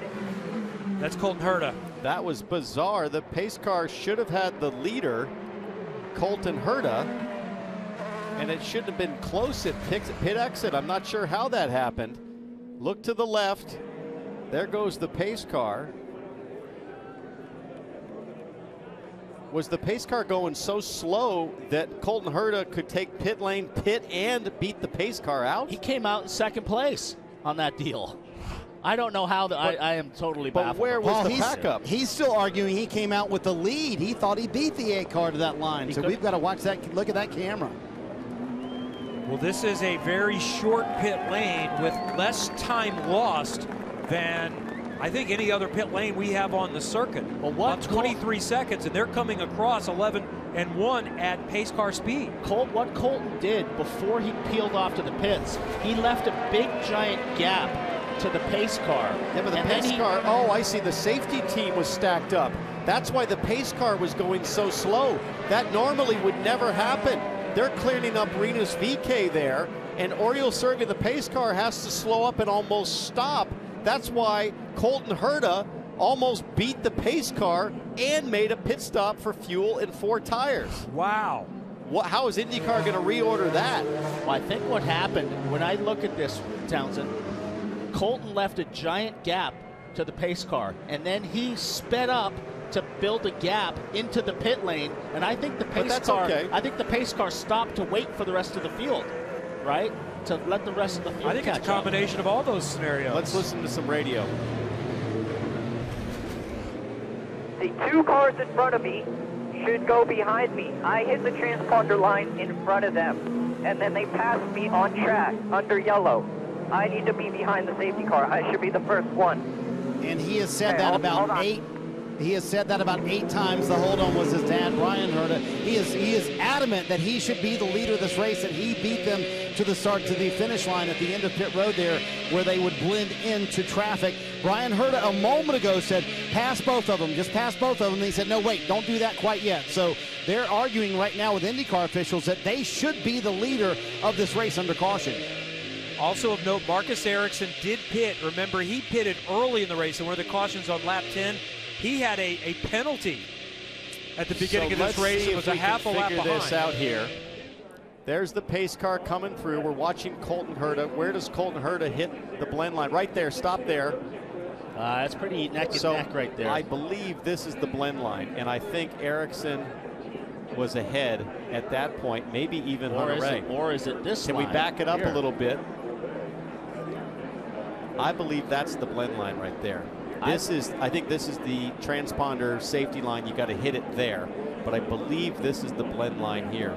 So at that point, Ericsson is ahead, and the question is Ryan Hunter-Reay? This is an even better view. Let's get ready to pause it right there.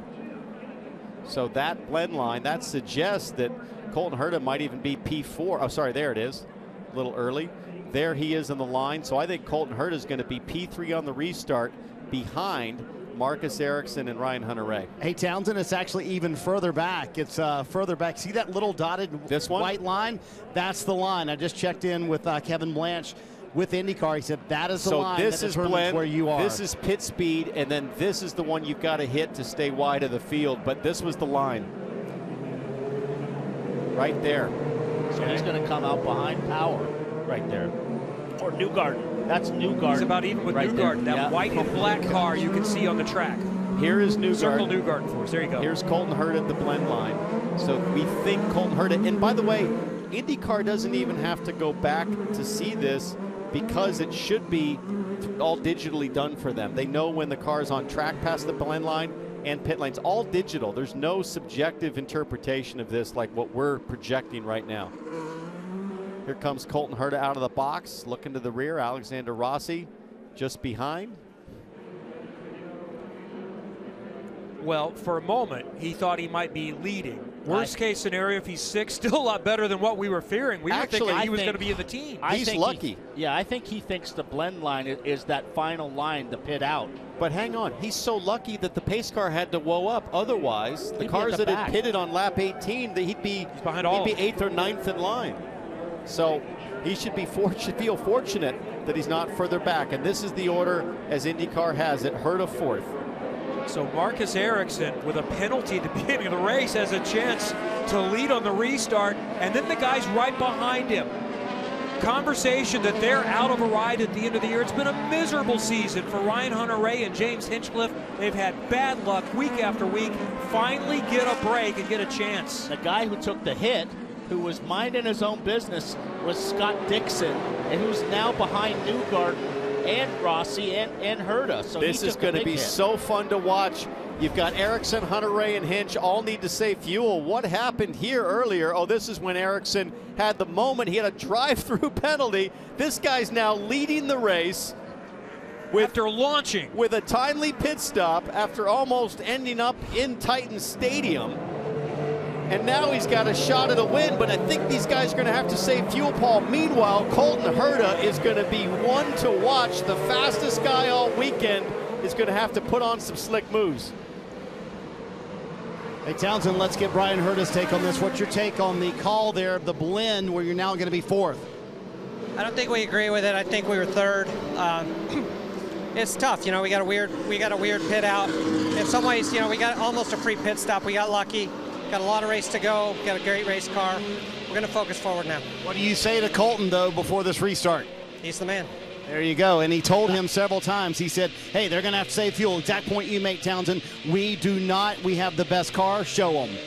Well, we're not even halfway in this thing. There's a long way to go, and the sun is coming down. It's getting dark pretty quick, too. That's going to cool the track off and make, I mean, the track temperature's down to 107, Paul. It was up near 130. These Indy cars, they were already fast. They're going to grip up. The lap times are going to be ferocious. Here's the other dynamic. A lot of teammates all together. Yes, teammates, but it's a selfish sport. You got to look out for yourself. Second, third, fourth, and fifth, all from Andretti Autosport. A Ganassi up front, a Penske in sixth, in Newgarden right behind that group. Hunter Ray, Hinchcliffe are fighting for a ride next year, fighting to keep their sponsors, fighting to keep in the series. These guys are not going to give it up easy. So Marcus Ericsson, the Formula One veteran who's already won this season, finished second in the last race at Mid-Ohio, gets a break, he's back in front. Then Hunter Ray in the yellow and red DHL car, the capstone turbine car of James Hinchcliffe, green and white, restarting in third. We go again from the Music City Grand Prix. Nice clean restart that time. Ericsson jumps out to a nice little gap. Where is Colton Herta? He's right there behind his teammate. Andretti running second, third, and fourth as a team. Colton Herta with a huge run on the top side. He goes to the inside of this right-hand kink. It's a battle of bravery, and Herta, no problem on Hinchcliffe going forward. And there's Rossi coming around as well. Do they come together? Very, very close back there. No room for two cars there. Rossi pulled off an outside move, nearly brushed the wall. So Rossi and Herta both move forward. Meanwhile, Ericsson has maintained the lead from the start. Hunter Ray right up ahead as we ride with Gamebridge. Colton Herta in third right now, going over the bridge. I don't think it'll happen here going to turn 9 with Ryan Hunter-Ray just in front. So things starting to settle in, but push to pass will be available to the drivers on this next lap. Brand new tires for Colton Herta, a full load of fuel. Hunter Ray's got some laps on his tires, but Colton Herta's been using the push to pass, and he's on it again right now. He takes a look on the push to pass. Having a willpower look to the inside there of turn 11. It didn't work out for the Penske drivers earlier. Herta pulled out, backed out there. A little bit of a waste to push to pass, Townsend. This is the critical corner. Yeah, this is it right here. If you can get a good run. Colton Herta, great traction, loses a little bit to Hunter Ray. Both drivers on the button, on push to pass and push to defend for Hunter Ray. Colton Herta is so aggressive in the brake zone down here at turn 4. Not close enough, but Rossi closes right in now. So you've got Herta, who's got to be a little frustrated that he's not out in front like he has been all weekend. You've got Ryan Hunter-Ray, who we think won't be coming back to Andretti Autosport going forward. He's driving for his future, and Herta pushes Hunter-Ray over and goes forward. P2 now for Colton Herta. Wait a minute, I thought you couldn't pass there. Yeah, that was a brave move. Very, very high risk, low percentage move, but he pulled it off. Now Rossi's got to run. I think Rossi's going to feel urgency here to make a on move. The brake. Oh, boy. Stuffing it in. Turn 9. That was the first corner of the race. Now it's after the restart. 2/3 of the way through the lap. So Rossi has picked up the position on his teammate, running in third. It's Andretti still 2, 3, 4, 5, but the lineup and the order is all changed. I'll tell you, on a day with all kinds of contact, car to car, lots of yellow, the Andretti team with all 4 of their drivers just put on a clinic on how to pass in Nashville cleanly. Watch this. Colton Herta's going to make his move here. Yeah, one car width wide through here, and he just, look at this, he just stuffs it in there. And you don't do that unless you have a very hospitable teammate in Ryan Hunter-Ray that sees you coming and gives you a really wide path to pull off that move. And now, will he make that move on Ericsson? Look, he's setting it up right here. Oh, he's yeah. right there. Ericsson's a sit and duck at this point. Used reds. Push to pass is on. 3,500 foot straightaway is the longest actually going into turn 4. A little less here, 1,600 feet over the bridge. 800 feet of that is actually over water with an 80-foot drop. Marcus Ericsson is doing a nice job maintaining this advantage. You know, that onboard told me, Paul, that Ericsson, it looks like, is running a lot less rear wing. I mean, he had great straightaway speed.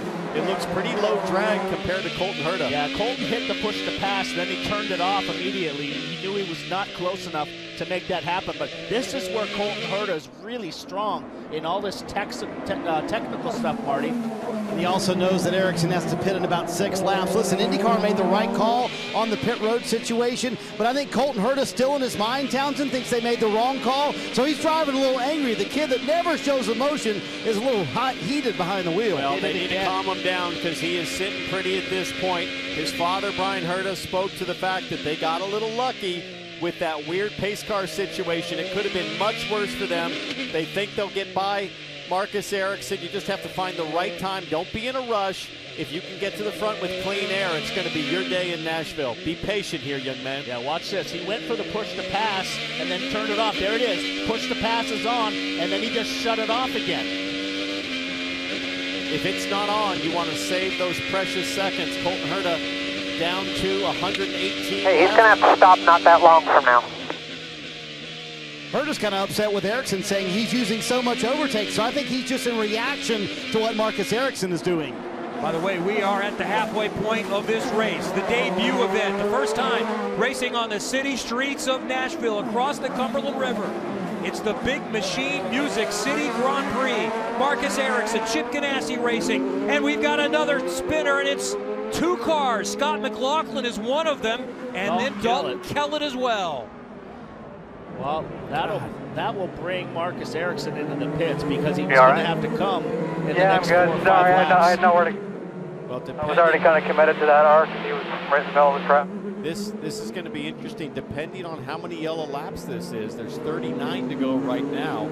I think you can go 34. Someone might duck in at the end of this caution to top up. If you get one more yellow, you might luck out and make it to the end. So strategy still a main point here as we see a replay. Oh, his teammate again. You know, I'm gonna Will Power stuffs it in on his I think McLaughlin turned in on him. Yeah, okay. No, I'm kidding. I mean, I tell you what, man. Power's in the hot. He's in hot water with RP. Kellett, nowhere to go. Yeah, I put that all on Will Power here, and unfortunately, this will be reviewed and almost certainly a drive-through. I've been in those meetings plenty of times when the RP's mad, and for that, he's got every right to be mad. Yeah. So that's the exit of turn 9, the end of that long straightaway back over the bridge. You won't miss anything. Stay with us. We'll get another exciting and quite interesting likely restart coming up from Nashville.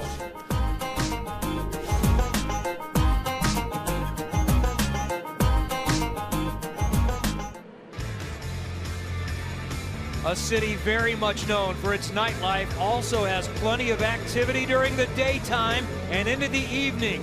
The action this weekend in Music City, USA isn't just on Broadway at the honky tonks, nightclubs, and restaurants. It's across the Cumberland River and the Korean War Veterans Memorial Bridge for a brand new debut event, one of the most anticipated in recent IndyCar or maybe even motorsports memory. It's the Big Machine Music City Grand Prix. We're past the halfway point. Today on NBCSN, Kevin Lee, Townsend Bell, Paul Tracy, Dave Burns, and Marty Snyder. Lee Diffie making his way back from the Olympics. He'll join us next weekend at the Indianapolis Motor Speedway for an IndyCar and NASCAR doubleheader on the road course. But today, it's been chaos. Tell you what, if I'm anybody from Hunter Ray from 4th place on back, I come in and get fuel and tires. This is Townsend been all yellows, and I believe you can make it if you pit now. Now we got fluid to clean up, so now this is really going to open things up. I don't know where that fluid's coming from. Dalton Kellett's car, perhaps? That is bizarre.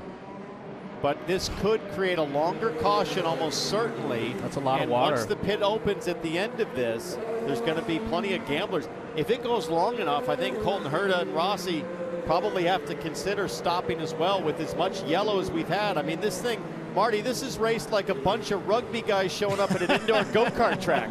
This has been crazy, Townsend. I mean, every strategist you walk up to, they'll say, man, this is an insane race, isn't it? You'll have at least 6 or 7 cars that will pit here. But you're right, the longer this goes, does Colton Herta, do Brian Herta, and those guys decide to come down pit road? Here's the other thing. What are you racing to? You're racing to lap 80, which is the scheduled distance of this race, or are you racing to sunset? Sunset 7:47 Central Time here in Nashville. So probably go a little bit past that. They should be able to get the distance in, but as many cautions as we've had so far today, 6 cautions for 20 laps, might not make it to the end of this thing. Well, Will Powers guys are laid out, but I got to believe he's going to get a penalty. I can see the stress on Brian Herta's face as he contemplates with just 36 laps to go. What do we do here? He's nervous. He knows this could go either way. It's luck of the draw. And by the way, that is under review, the power incident with McLaughlin, waiting for a decision on that.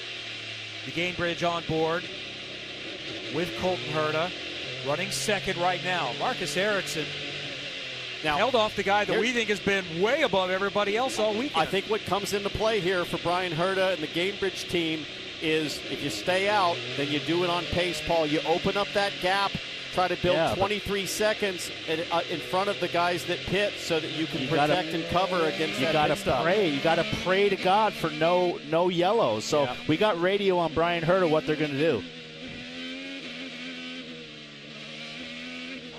On your strategy, you got Rossi behind you, and then it's all the way back to P9, Dixon, Grosjean, Rosenquist, Pato. The cars, all the other cars, Ericsson ahead of you, and 5 cars behind you are on the alternate strategy, so they have to make 2 stops. Oh no, they have to make 1 stop, but they got to save a little fuel, and you're already ahead of them, and you can go longer than them.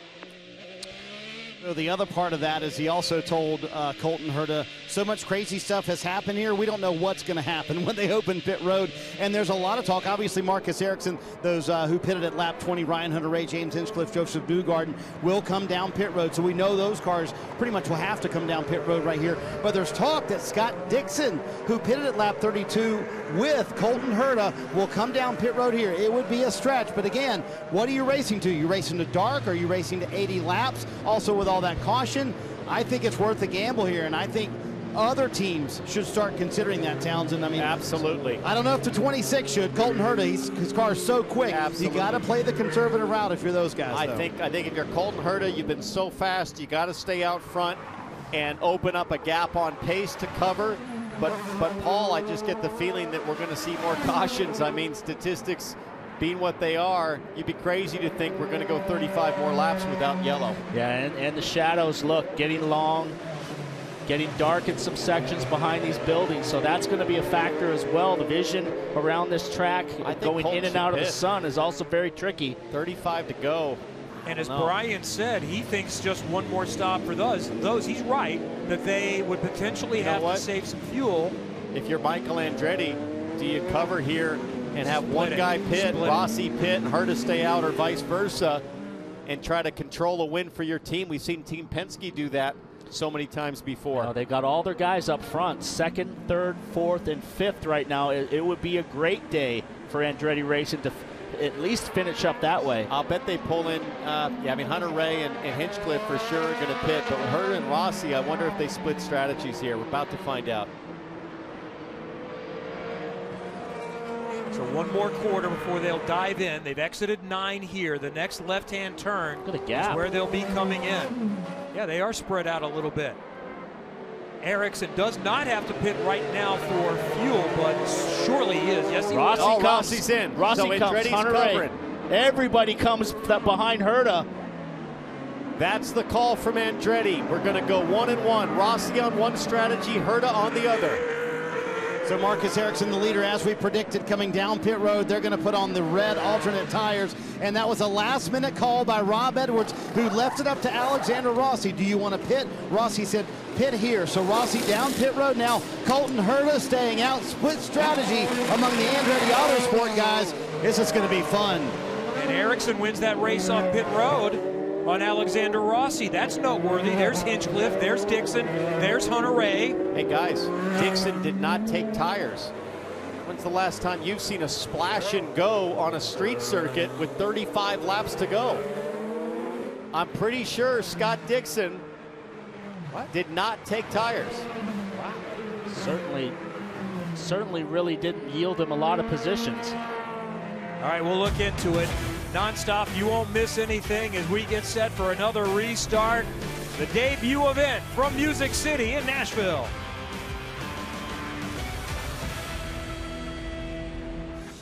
Under caution number 6 at the Big Machine Music City Grand Prix in downtown Nashville, Tennessee. Restart coming up in just a moment. Colton Herta, the 21-year-old Californian, is in front. Nashville's Joseph Newgarden, also one of those that stayed out. He is in second. Townsend Bell spotted this. NBC it will zoom in here on a rare no-tire stop call. A lot of confidence in the Firestones. Yeah, Marty, I know you did a little report there in the break. Why do you think they didn't take tires? Michael Cannon made a terrific point. He said, why would we? We had 4 green flag laps on our tires. Track position is everything here at Nashville today. So a terrific observation by him to say, hey, we only had 4 green flag laps. We had pitted a moment ago, so why not just do fuel only? So that kind of gets them in sequence with everybody else. Meanwhile, Joseph Newgarden did not pit as well. He last pitted at lap 20. I asked Tim Cindric why. He said, well, actually it was a mistake. We were intending to leave him out, but we had no idea that many cars were going to pit. So when we saw that many cars coming down pit road, we tried to radio to Newgarden, come down, pit, pit, pit. He did not get that message, so he stayed out. So that was a bit of a mistake and miscommunication on the 2 team as to why they stayed out. We know now that Colton Herta is going to go as fast as he can possibly go. Joseph Newgarden has a damaged car. His front end toe is out. The steering wheel is out of alignment. I don't believe, Townsend, that he's going to be able to keep the pace with Colton Herta. I just don't understand why didn't Daly and Harvey pit as well? Because, you know, Grosjean and O'Ward, they're going to have to make one more stop, but Marcus Ericsson should be good to the end. I mean, there's only 32 laps left in this, and look, the AMR safety team is still cleaning up. So I think the guys that stopped on lap 45 there, Ericsson, Rossi, Hinch, they're all fine to go. No more stops to the end. The question is, how big of a gap can Colton Herta open up from the lead on Marcus Ericsson, Rossi, etc.? That's the battle. That's the race there, and he needs a 23-second or so gap, we think. So that's what we'll be watching. Top 7 need to stop again. 8 and back think, hope they can make it. They're only the top 7's only chance is if it goes green the rest of the way. But even if it does, it sure seems, as you said. I mean, Newgarden, Daly, and Harvey have to stop. I think. No, I'm talking. I think Ericsson, even if it stays green, can they're make good. it. They're good. They can make it. They can make it. So Herta has to do it on pace. I believe there's no way that this is going to go green to the end. Impossible. I'll take that. Yep. Let alone there's water at the apex of this corner. Where did that right water here? come Like from? that's you can't even hit the apex right there because there's water everywhere. Who says that's water? That could be vodka. I mean, look at the suites and the hospitality there. There might be a trailer with 100 gallons of beer. It better be Big Machine vodka if it's vodka. No doubt. Could be one of those spiked coolers. On board. Pato Award, second in the championship coming in. And let's hear some of the conversation from the pit stand with Pato. Dude, so we've split there as a team. So there's 2 definitive strategies here. Herta stayed out. He's going to push hard. We're going to push hard with him. Rossi pitted. They're going to try to fuel save and make it to the end here with no more stops. Pato really hasn't been a factor all day. Everybody's cycled in and out, up and back, and he's really just been kind of stuck in the middle of the field all day. But right now, 6th place is about as best he's been all day. Hey guys, I've never heard Brian Herta do more coaching than he has for his son and driver Colton Herta today. A moment ago, he said with all this strategy, quote, they're gambling on a yellow. we're gambling on you. So he is clearly setting his young driver up to be as quick as he can, get as much pace as he can out of that 26, because Townsend, you're exactly right. That's how they're going to have to win the race, on sheer pace. The key, I think, is how soon it goes green. If it were to go to green within the next lap or so, I'm going to revise my thinking. I'm not sure that Ericsson, Rossi, Hinchcliffe, etc. can make it the rest of the way. Well, Colton Herta needs enough laps to open a gap. As long as this yellow is lasting, it takes away the ability. The more laps Colton has, the more gap he can open up. Meanwhile, Pato Ward just bailed out. Yeah, changed his mind. And another thing that Brian Herta better do, he better coach his driver, his son, you better tiptoe through that water first time around as well. Yeah, kind of too late to bail out on strategy, because now Pato Ward is all the way at the back. Where did he come out? Filed there? out right in the middle again. Right. He only lost 4 positions. I don't know what's going on. I think that because the pace car is going so slow. Lights are out on the pace That's car. the benefit. Okay, The pace car's got to go so slow that Award was able to pit and not lose very much. Lights will be out on the pace car. So unique with a first-time event. As we said, there's the unknown. We learn as we go. So they're going to restart, but they've still got about a mile or so before they'll be ready to go. They've got to go across the bridge here again one more time and get sorted out. So we're going to have, what, 30 to go at this point. Plus, you've lost a little bit of fuel running under yellow. All it takes is one more caution. That funky little pit stop from Award, that might be the difference here. Well, that could win him the race. Slowed it down in the water right here. He's just, pace car's going so slow. Look at Colton Herta goes through the water. And that's why they wanted to slow it down, because again, you've got a safety vehicle. Herta has to lock up his left front there.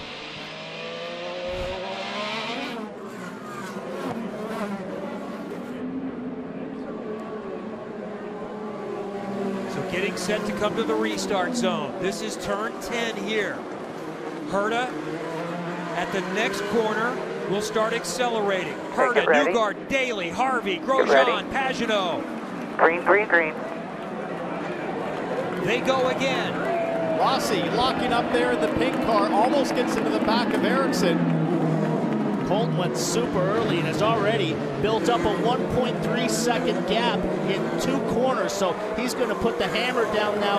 Newgarden has a damaged car and is trying, these guys are all got to save fuel behind him.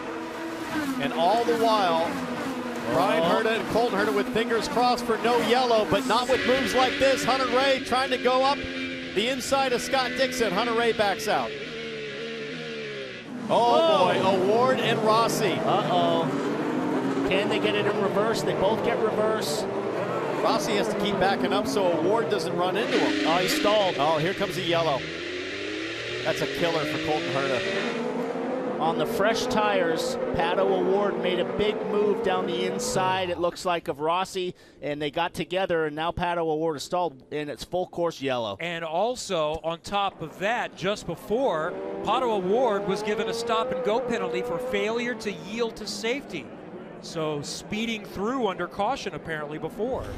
But so that's the race why, might have already been ruined. So let's watch this. Award locking up right into the side, and I would think another penalty coming for Award for that contact. Yeah, I don't know. I think Rossi there kind of faded him a little bit. He looked on the inside there and wheel to wheel, but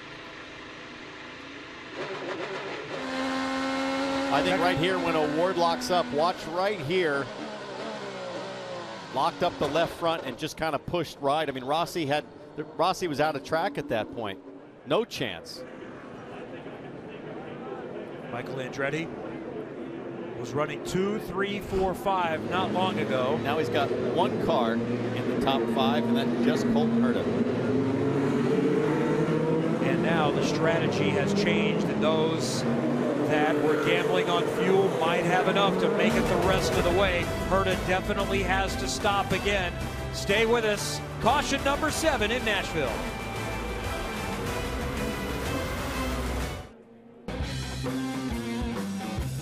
You saw it in nonstop. Colton Herta, Joseph Newgarden among those that came in. They're good to go the rest of the way. but now they're middle of the pack or back. Colton Herta, who has dominated the whole weekend, 9th right now as we get set to restart again from the Music City Grand Prix in downtown Nashville. Next time by, Kevin Lee, Townsend Bell, Paul Tracy, Marty Snyder, and Dave Burns. It's Romain Grosjean. He did not stop. He likely, almost certainly, has to stop again. So the race might be between Marcus Ericsson, James Hinchcliffe, Scott Dixon, Ryan Hunter-Reay, and the rest. Here's the Formula One veteran, Grosjean, who almost won this year at Indianapolis, leading them back to green. Another Formula One vet, Marcus Ericsson. Green. Further back, Ed Jones trying to duck in. Grosjean gets the early jump. So Herta makes a move down the inside of Graham Rahal right there. He's really got to go now. Marty, I got to believe they're racing to the last pit stop, and they are racing now to the sunlight. It's getting dark out there. They have completed their last stop, Marty.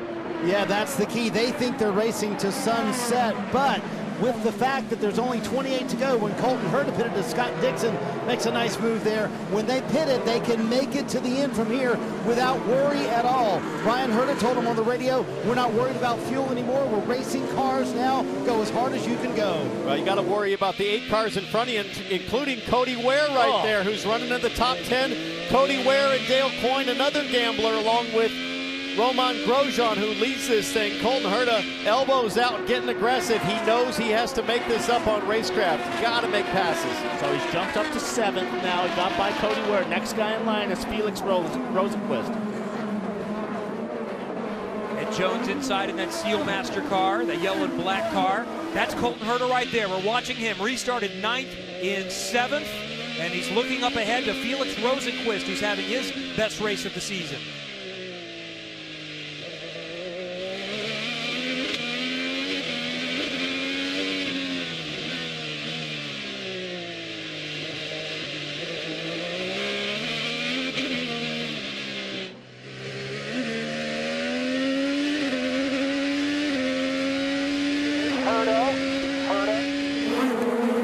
Cody Ware. Caution. Still green. Cody Ware still running. Finds reverse. Now he needs big revs, first gear, and a huge clutch drop to try to get wheel spin to get it straight. Don't try to go up the hill, go the other way. This is straight out of Austin Powers right here in the tunnel. Hopefully he can roll back down the hill, pull the clutch, roll it back down, and there you go, you got it now. And there's nobody coming. He stalled now. He stalled it. This will be the yellow. Oh, you see him slam the steering wheel. So I jumped the gun on calling caution. It could have stayed green if he could have kept it running. Now we see caution number 8. Is there any scenario where Grosjean can go the final, 48 laps on a tank of fuel when he normally can go about 30? Dale Coyne has gambled to great success before. Just a little bit of contact to the left front wing. It looked like Cody Ware just kind of spun on his own, trying to get after the power, running in the top 10, gambling on fuel there with a bunch of the big dogs, but just stalled it, trying to get it turned around. This keeps Here comes going the the way field it's too. going now. This will put him a lap down. There's the pace car having to stop again. All right, this will give us a chance with a stoppage of action on the track to step away for just a moment and see more green flag racing and settle in as the chaos continues from the streets of Nashville. Romain Grosjean trying to win for the first time in any kind of motorsport event in about a decade. He's in front. Marcus Ericsson, Scott Dixon, and Andretti cars right behind him. Hinchcliffe and Hunter-Reay trying to get it going. Stay with us from Nashville.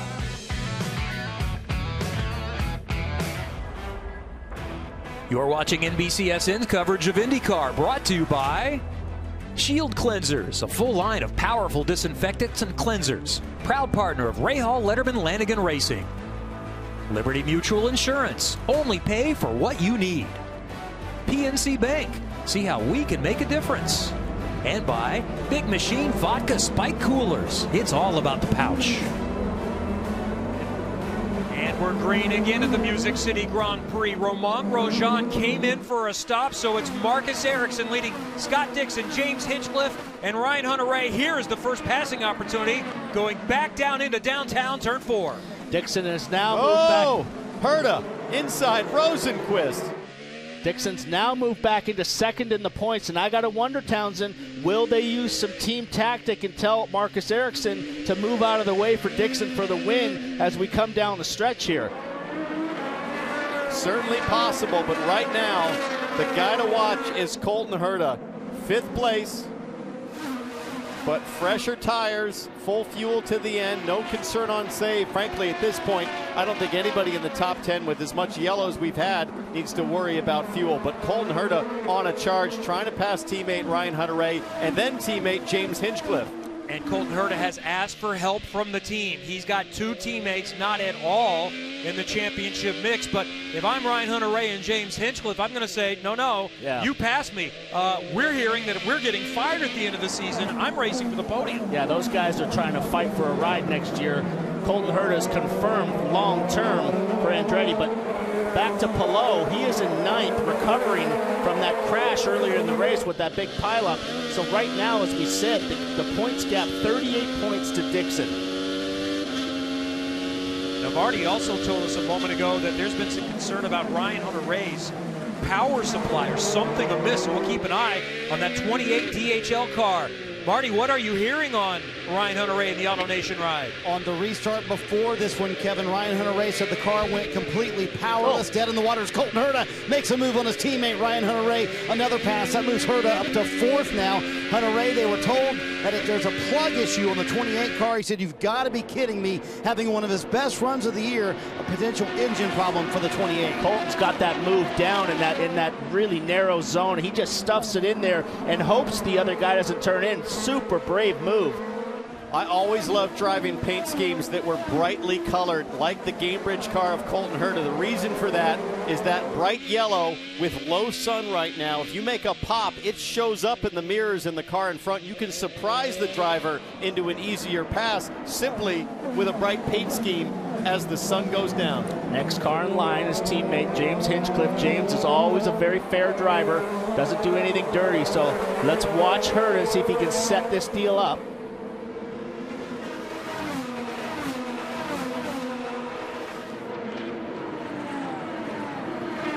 That's Hinchcliffe right in front of Herta. Herta looks to the inside, not that time.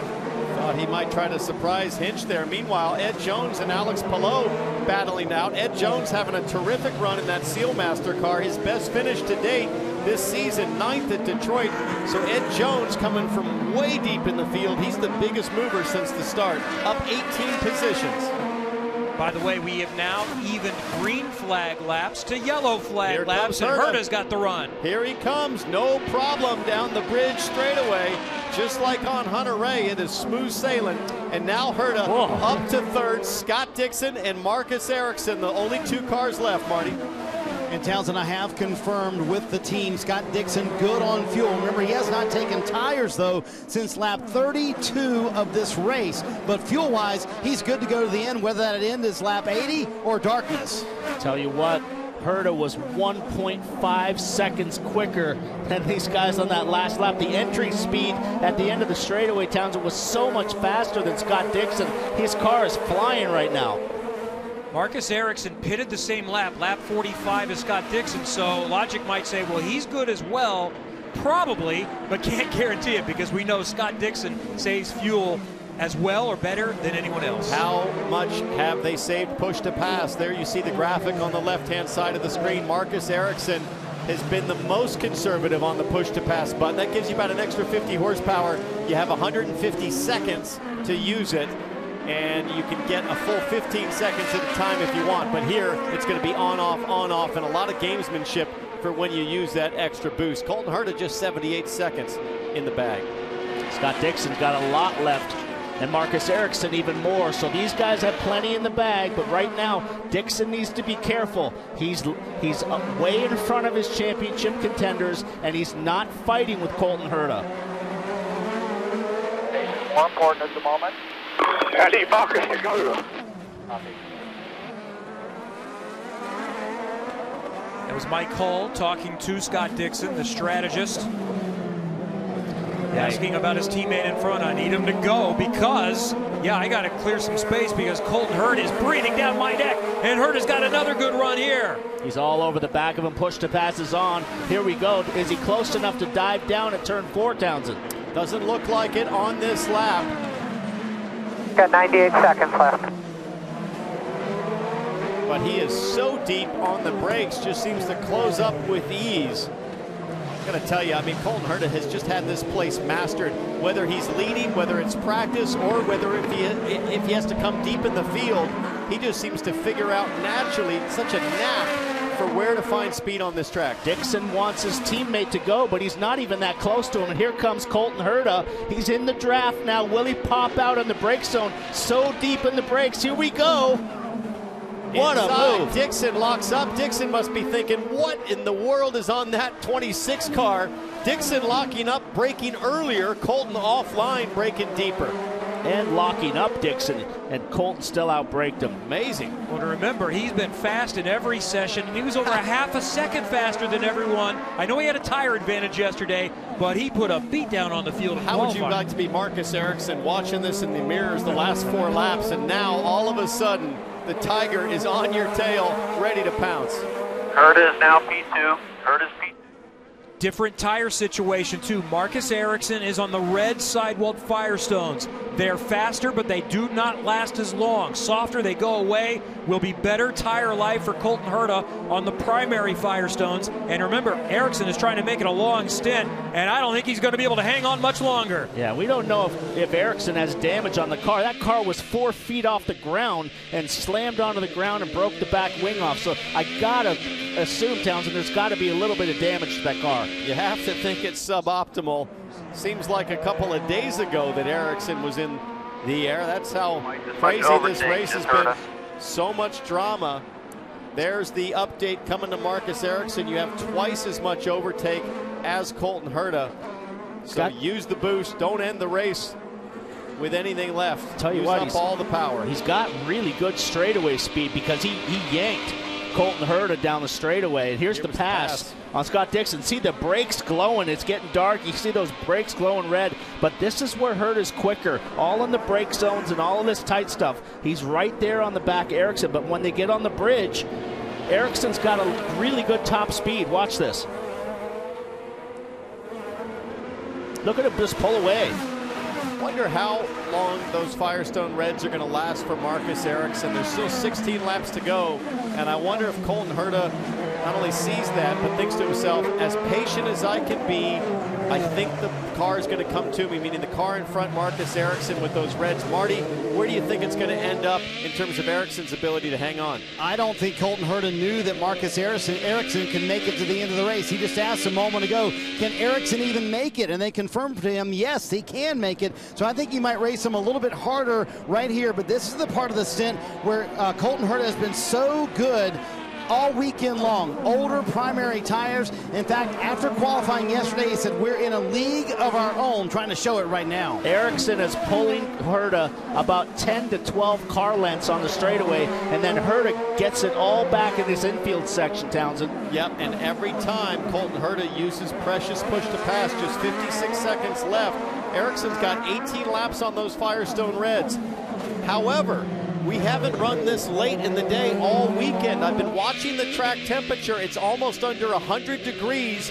And as the track cools, the advantage goes to that Firestone Red tire in terms of its ability to last longer. Now Herta sounds anxious. He wants to know how much push to pass Ericsson has left. Wow, look at him disappear on the straightaway. This is the section where Herta needs to make that move. He needs to be right on the back of Ericsson and make that dive right here in this next corner. He's got to shoot it in there on the inside and take that position, because watch now, we're going to hit the straightaway. Watch this Ericsson car just disappear.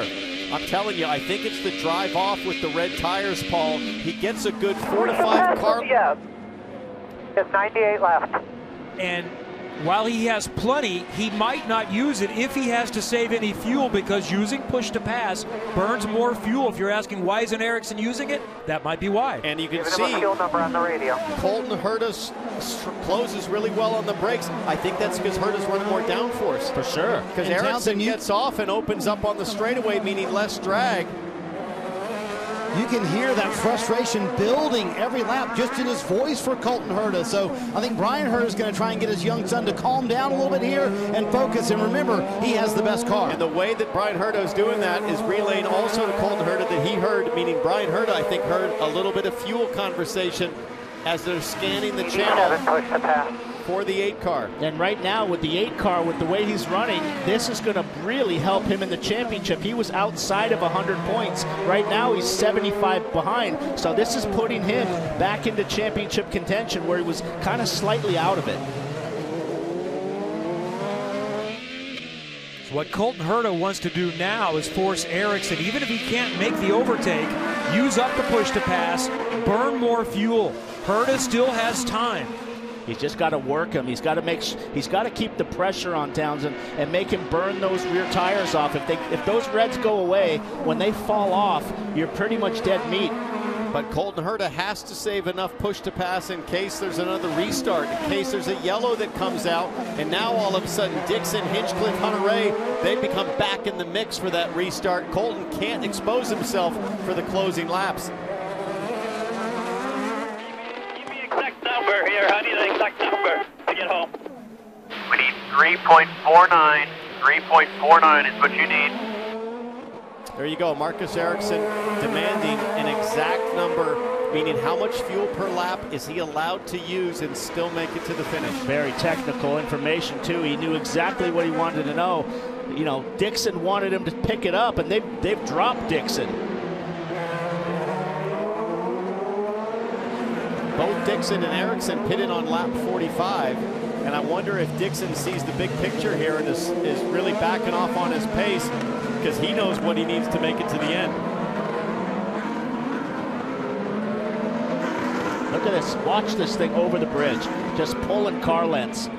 It just keeps opening up and opening up. Yeah, right here, though, Ericsson goes into fuel save with a big coast phase, and you'll see Colton Herta just totally catch back up. Do your best. Also, by the way, if you're keeping score at home, another penalty for Pato Award, a drive-through for avoidable contact that we saw a bit ago.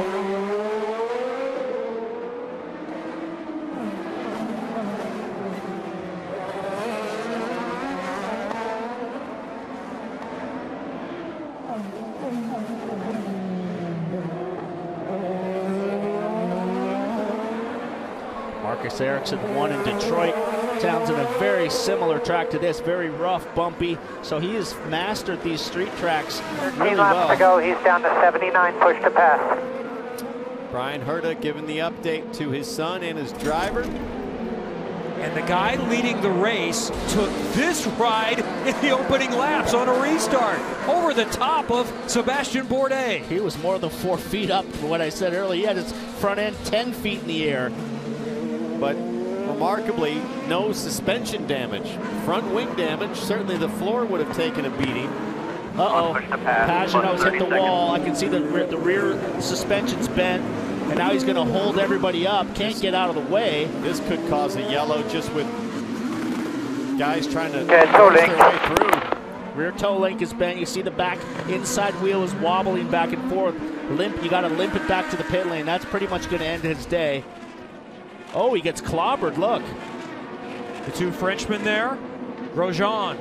Not really a big hit. He hit the outside wall right there. Grosjean was trying to back out. Grosjean had a look, decided against it, was trying to back out, and just clipped Pagano enough to get him sideways and initiate the contact into the concrete. And they can stay green because they were headed back over the bridge. Get him to drive those red tires home. And an opportunity for everyone to get by. So Pagano is limping his way into 9 now. We'll make it back to pit lane. Yeah, Tough Brian, day for Team Penske, yeah, Paul. Brian Herta just came on the radio with Sonny. He said, keep working him over and get him to burn off those reds. So he's just got to really keep the pressure on in this infield section on both ends of the track because he doesn't have the straightaway speed to keep up. Well, he's right there every time through 4, 5, 6, 7, and 8. But Ericsson gaps him going back over the bridge. It almost looks like the exits, Paul, before the bridge, they're so rubbered up. It's almost like even though that the reds are worn out, that they kind of grip up rubber on rubber in those sections. Oh, boy. Taking a look and locks up. That could be the wall almost for Colton Herta. Lost a lot of ground right there. He luckily to keep it off the wall, but I heard some wheel spin, Townsend, coming onto the bridge. So those rear tires are taking a beating on Herta as well. Big lunge, locked up. He's lucky he didn't get into the wall. Could have a flat spot on that left front too as a result. Brakes glowing. That's where Joe Newgarden crashed in qualifying. He really carried in. Look at the crowd. They saw it happen too. They're still into this big time. I know it's been a long day, but they love the way this is finishing out. Look at the hard racing. Look at the ground he's got to make up now.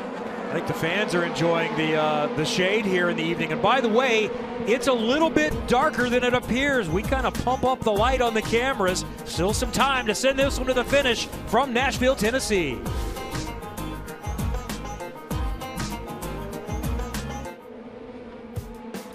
We've already seen Kyle Larson win at Watkins Glen in NASCAR in the Cup Series. And after we're done tonight, more racing. The IMSA WeatherTech Sports Car Championship from Road America. It airs at 8 p.m. Eastern tonight. And more NASCAR and IndyCar fully together next weekend. It's radio style again for NASCAR. IndyCar kicks off the Saturday on NBCSN on the road course. And then right after IndyCar, it's Xfinity for the second year in a row on the road course at Indianapolis. Chase Briscoe, a Hoosier, won last year. And Sunday, the Cup Series for the first time on the road course. Almost a crash between Joseph Newgarden and Helio Castroneves, former teammates. Newgarden sending it up the inside. Castroneves having none of it. Great car control from Newgarden down there in turn 9. Battle for 10th and 11th, raging ex-teammates. He really stuffed it in there, nearly lost it, got on the wall. He's driving Joseph Newgarden with a damaged car. That steering wheel is not straight from an early incident. Let's see. Yellow lights flashing. Oh, that's a reflection off in the distance. Almost looked like a yellow. Marty, what's going on down there? Meanwhile, Marcus Ericsson with a 1.39 second lead, but there's growing concern about fuel and if they have enough for the 8. Talked to Brad Goldberg a moment ago, and I said, how tight is it? He said, very tight. How close is it? I asked him that. He said, right to the very edge. So that brings up a terrific point as well, Townsend. We've talked about this push-to-pass advantage Marcus Ericsson has. Well, if you're that close on fuel, you can't use that push-to-pass advantage versus Colton Herta.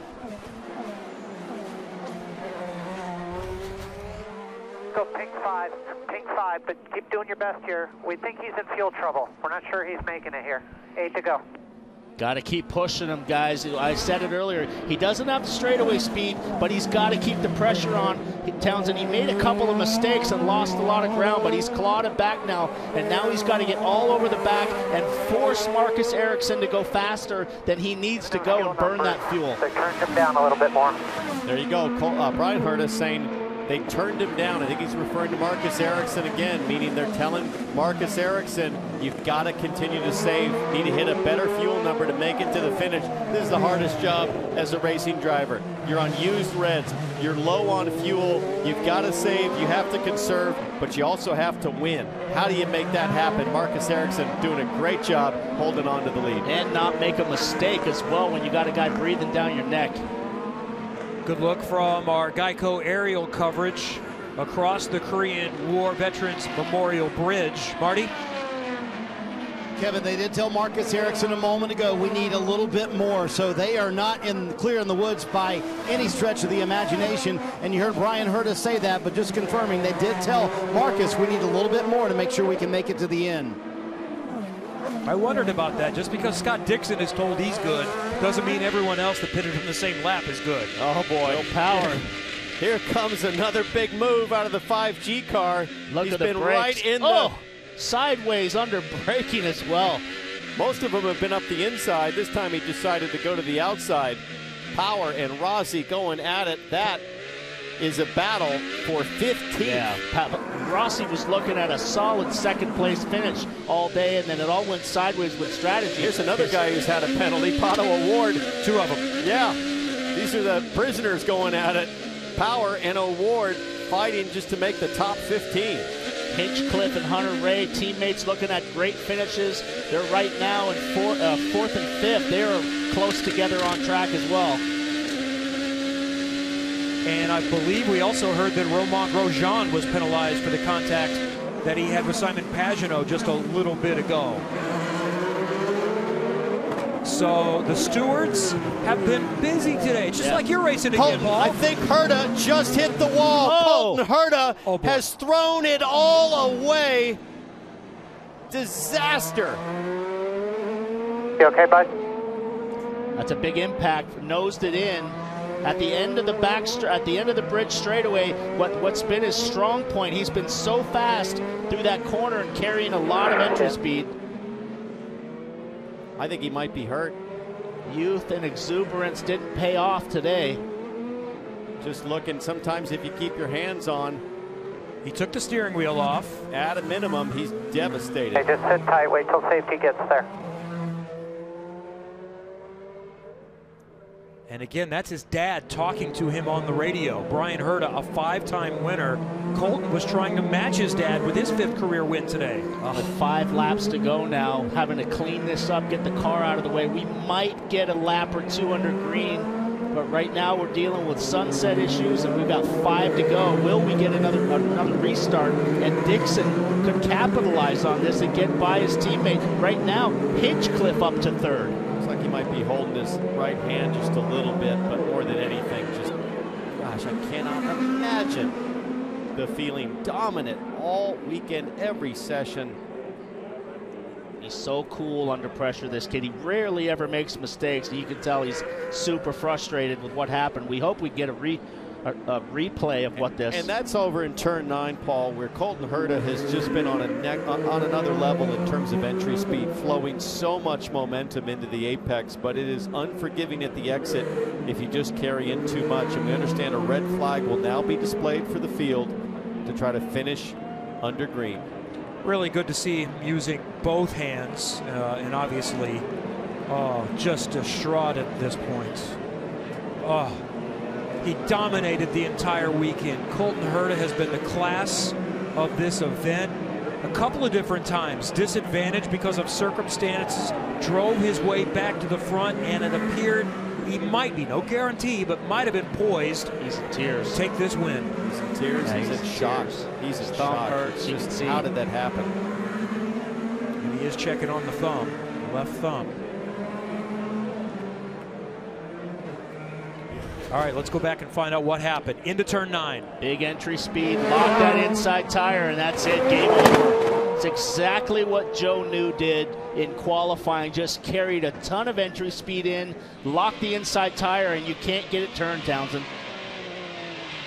And you know what? His hands were on the wheel, He didn't want to let go. He knew a second ahead of time that it's all coming to a crashing end, and you just don't want to believe it as a driver. You don't want to let go. You're so angry instantly and stubborn. It's like, no, this is not happening, and you just don't let go of the wheel in those situations.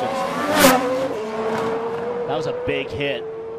And when you don't let go of the steering wheel, you're very, very lucky if you don't end up breaking your thumb or your wrist. The crew guys are so disappointed, but they believe in this guy. They're not upset. They know that this kid is the future of IndyCar. Let's watch the crowd reaction. A lot of shocked faces. I don't think it's happened yet. They see it coming.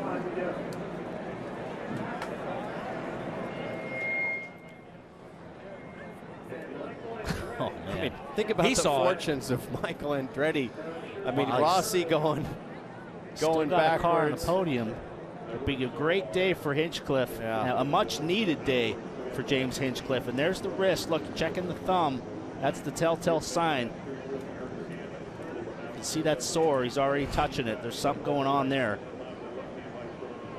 And they're racing next weekend in 6 days, next Saturday, with a Friday afternoon practice on the road course at Indianapolis. And a very physically demanding road course at Indianapolis. High grip, lots of fast corners. So that's going to be, when you have an injured wrist, Townsend, that's a tough track to go to. Colton Herta's been there before, injured his wrist back in Indy Lights at Toronto. And still soldiered through the pain just a couple weeks later. That's Tony Kottman there, I think, in that tan or beige shirt. He's the track designer. And he's out because there are going to need to be some track repairs here with the tire stack, and potentially the concrete block might have been pushed back. There you see some separation in the block there. So no more fuel concerns. Well, maybe still because of the red flag. They didn't run that long under caution, so I'm not going to say that Marcus Ericsson is home free. He's got his teammate Scott Dixon right there behind him, who can make a big jump in the championship. And then a couple of guys that have had no luck this season. James Hinchcliffe right there in the Capstone Energy car, and then the DHL car of Ryan Hunter-Reay. And Graham Rahal, I don't know if we've mentioned him much. He has, like always, raced his way up into contention in 5th. And by the way, thanks to Rahal, Letterman, Landon, see the sticker on there for our buddy Robin Miller. Pretty good damage, Townsend, on the front of Ericsson's front wing. That's the spare wing they put on after the front. The first one was smashed, but there's a big rubber mark across the front. Felix Rosenquist, a great day for him. He was looking for a good result, Dave. Ed Jones there in P7. That would be a best result for the season for the Steelmaster team, Dave. Yeah, those two that you just talked about, they're both on that lap 45 pit strategy as well as the leader, but they've been running a fuel number for presumably much longer than Ericsson has, so they should be good now. And we're told, in fact, Ed Jones was told, when this is over, you'll have no more fuel number to hit, so they'll be going for it. That'd be the 18 and the 7 here of Felix Rosenquist. Rosenquist, by the way, was told, we'll check on whether or not we can change that tinted visor you're wearing. He's asking about it, but it's a little hard to see now as dark as it's gotten. He puts it back down, but he'd like to have a clear one if IndyCar would allow it. I would not even touch that right now, because the possibilities, Townsend, trying to change that in the car and stripping the bolt to put the visor on, and then you have no visor. I mean, in theory, with the aero screen now, you could run with your visor up. I don't know how much air from the scoop on top gets blown straight into your face. It could dry your eyes out. But for Ericsson, this red flag, I think, is a relief. Not only does it mean Colton Herta's out of the mix, but Ericsson saves fuel on the in-lap and out-lap. But this is what happened for his first IndyCar career win. Back in Detroit, Will Power couldn't refire after the red flag. That took a hard-charging Power out of the mix. Ericsson had been knocking on the door before, and remember, this is someone who had been in Formula One, run up front at times, but hadn't won any kind of race in 8 years. In year number 3 at IndyCar, wins, dipped his way into the fountain.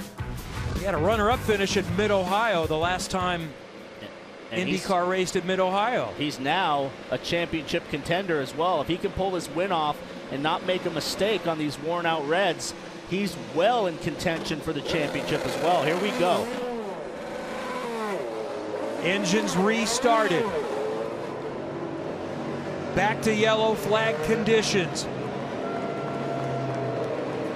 A 2 or a 3 lap race to the finish after a red flag and our 9th caution of the day. It's a much anticipated event. The Music City Grand Prix across the river from downtown Nashville, Tennessee, where you know it's hopping tonight. Who wants to have the most to celebrate on Broadway in a little bit? Who you got, Paul? I'm going to take a gamble at Dixon. I might think there might be some team tactics here, but one thing I noticed on Broadway, the headlights on the cars are on. It is way darker out there than it looks on TV. I like Scott Dixon. Calm, collected, big picture thinker. Can he pounce his teammate here on this restart? He's certainly done it before. Well, I will just to be different because I normally would not go against Scott Dixon, but Marcus Ericsson is savvy, and I think that win at Detroit jump-started his confidence. He's always been right there, but his results recently have been very, very impressive. Most recent races, 2nd, 6th, 9th after that win. Marcus Ericsson is a different driver. The question is fuel a concern at all? If he can go hard out, I think he'll hang on. I think he's okay on fuel now because he had a pace lap or a yellow lap basically to come to the red flag, and now he's got a pace lap, a slow lap going back to the green flag. Those count, right? So he's clicking off laps. We haven't seen Marcus Ericsson fully released at the front yet with full rich fuel. We're about to see what he's capable of. Yeah, true story. I didn't think about that.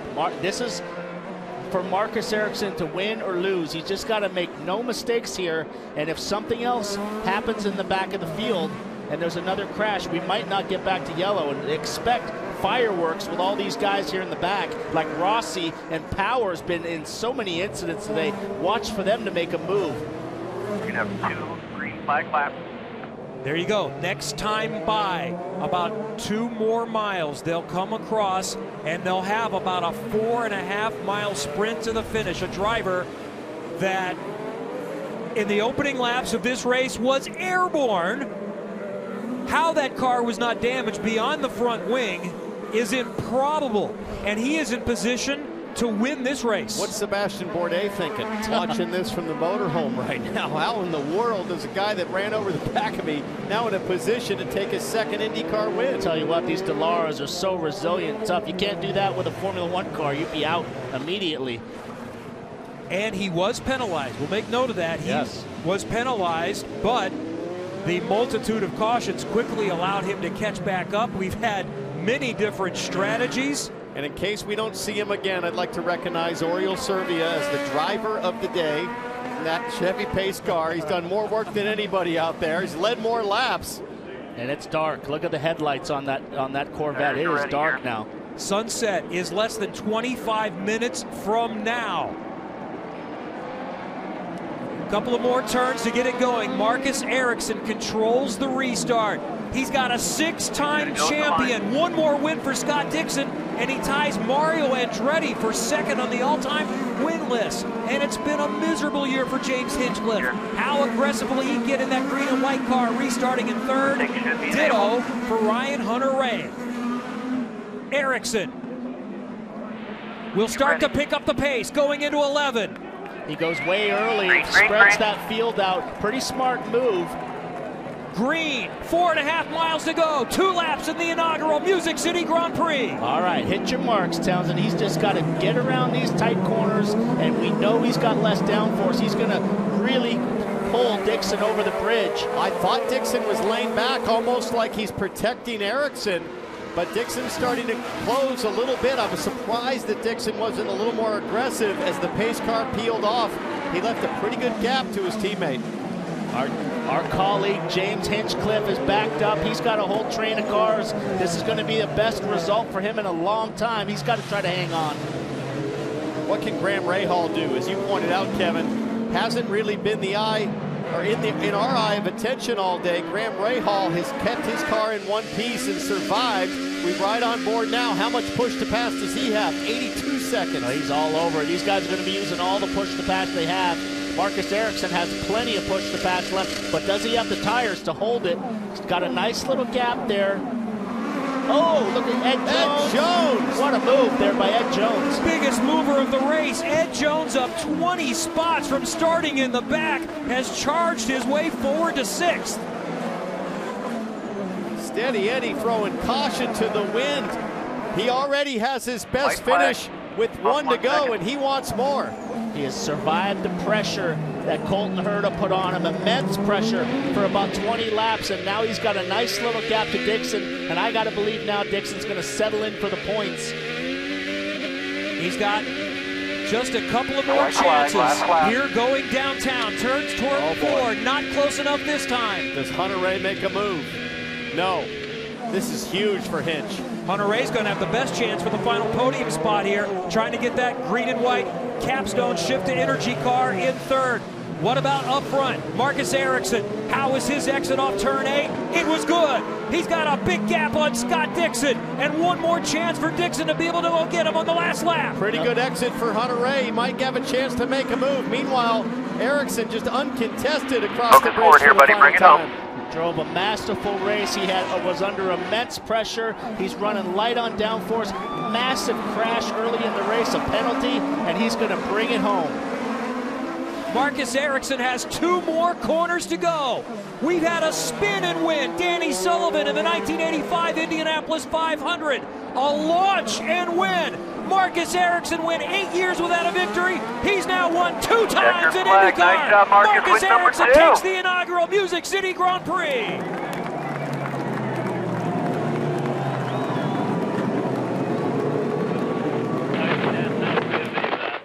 Big championship day for Scott Dixon and a much-needed podium for James Hinchcliffe. Car.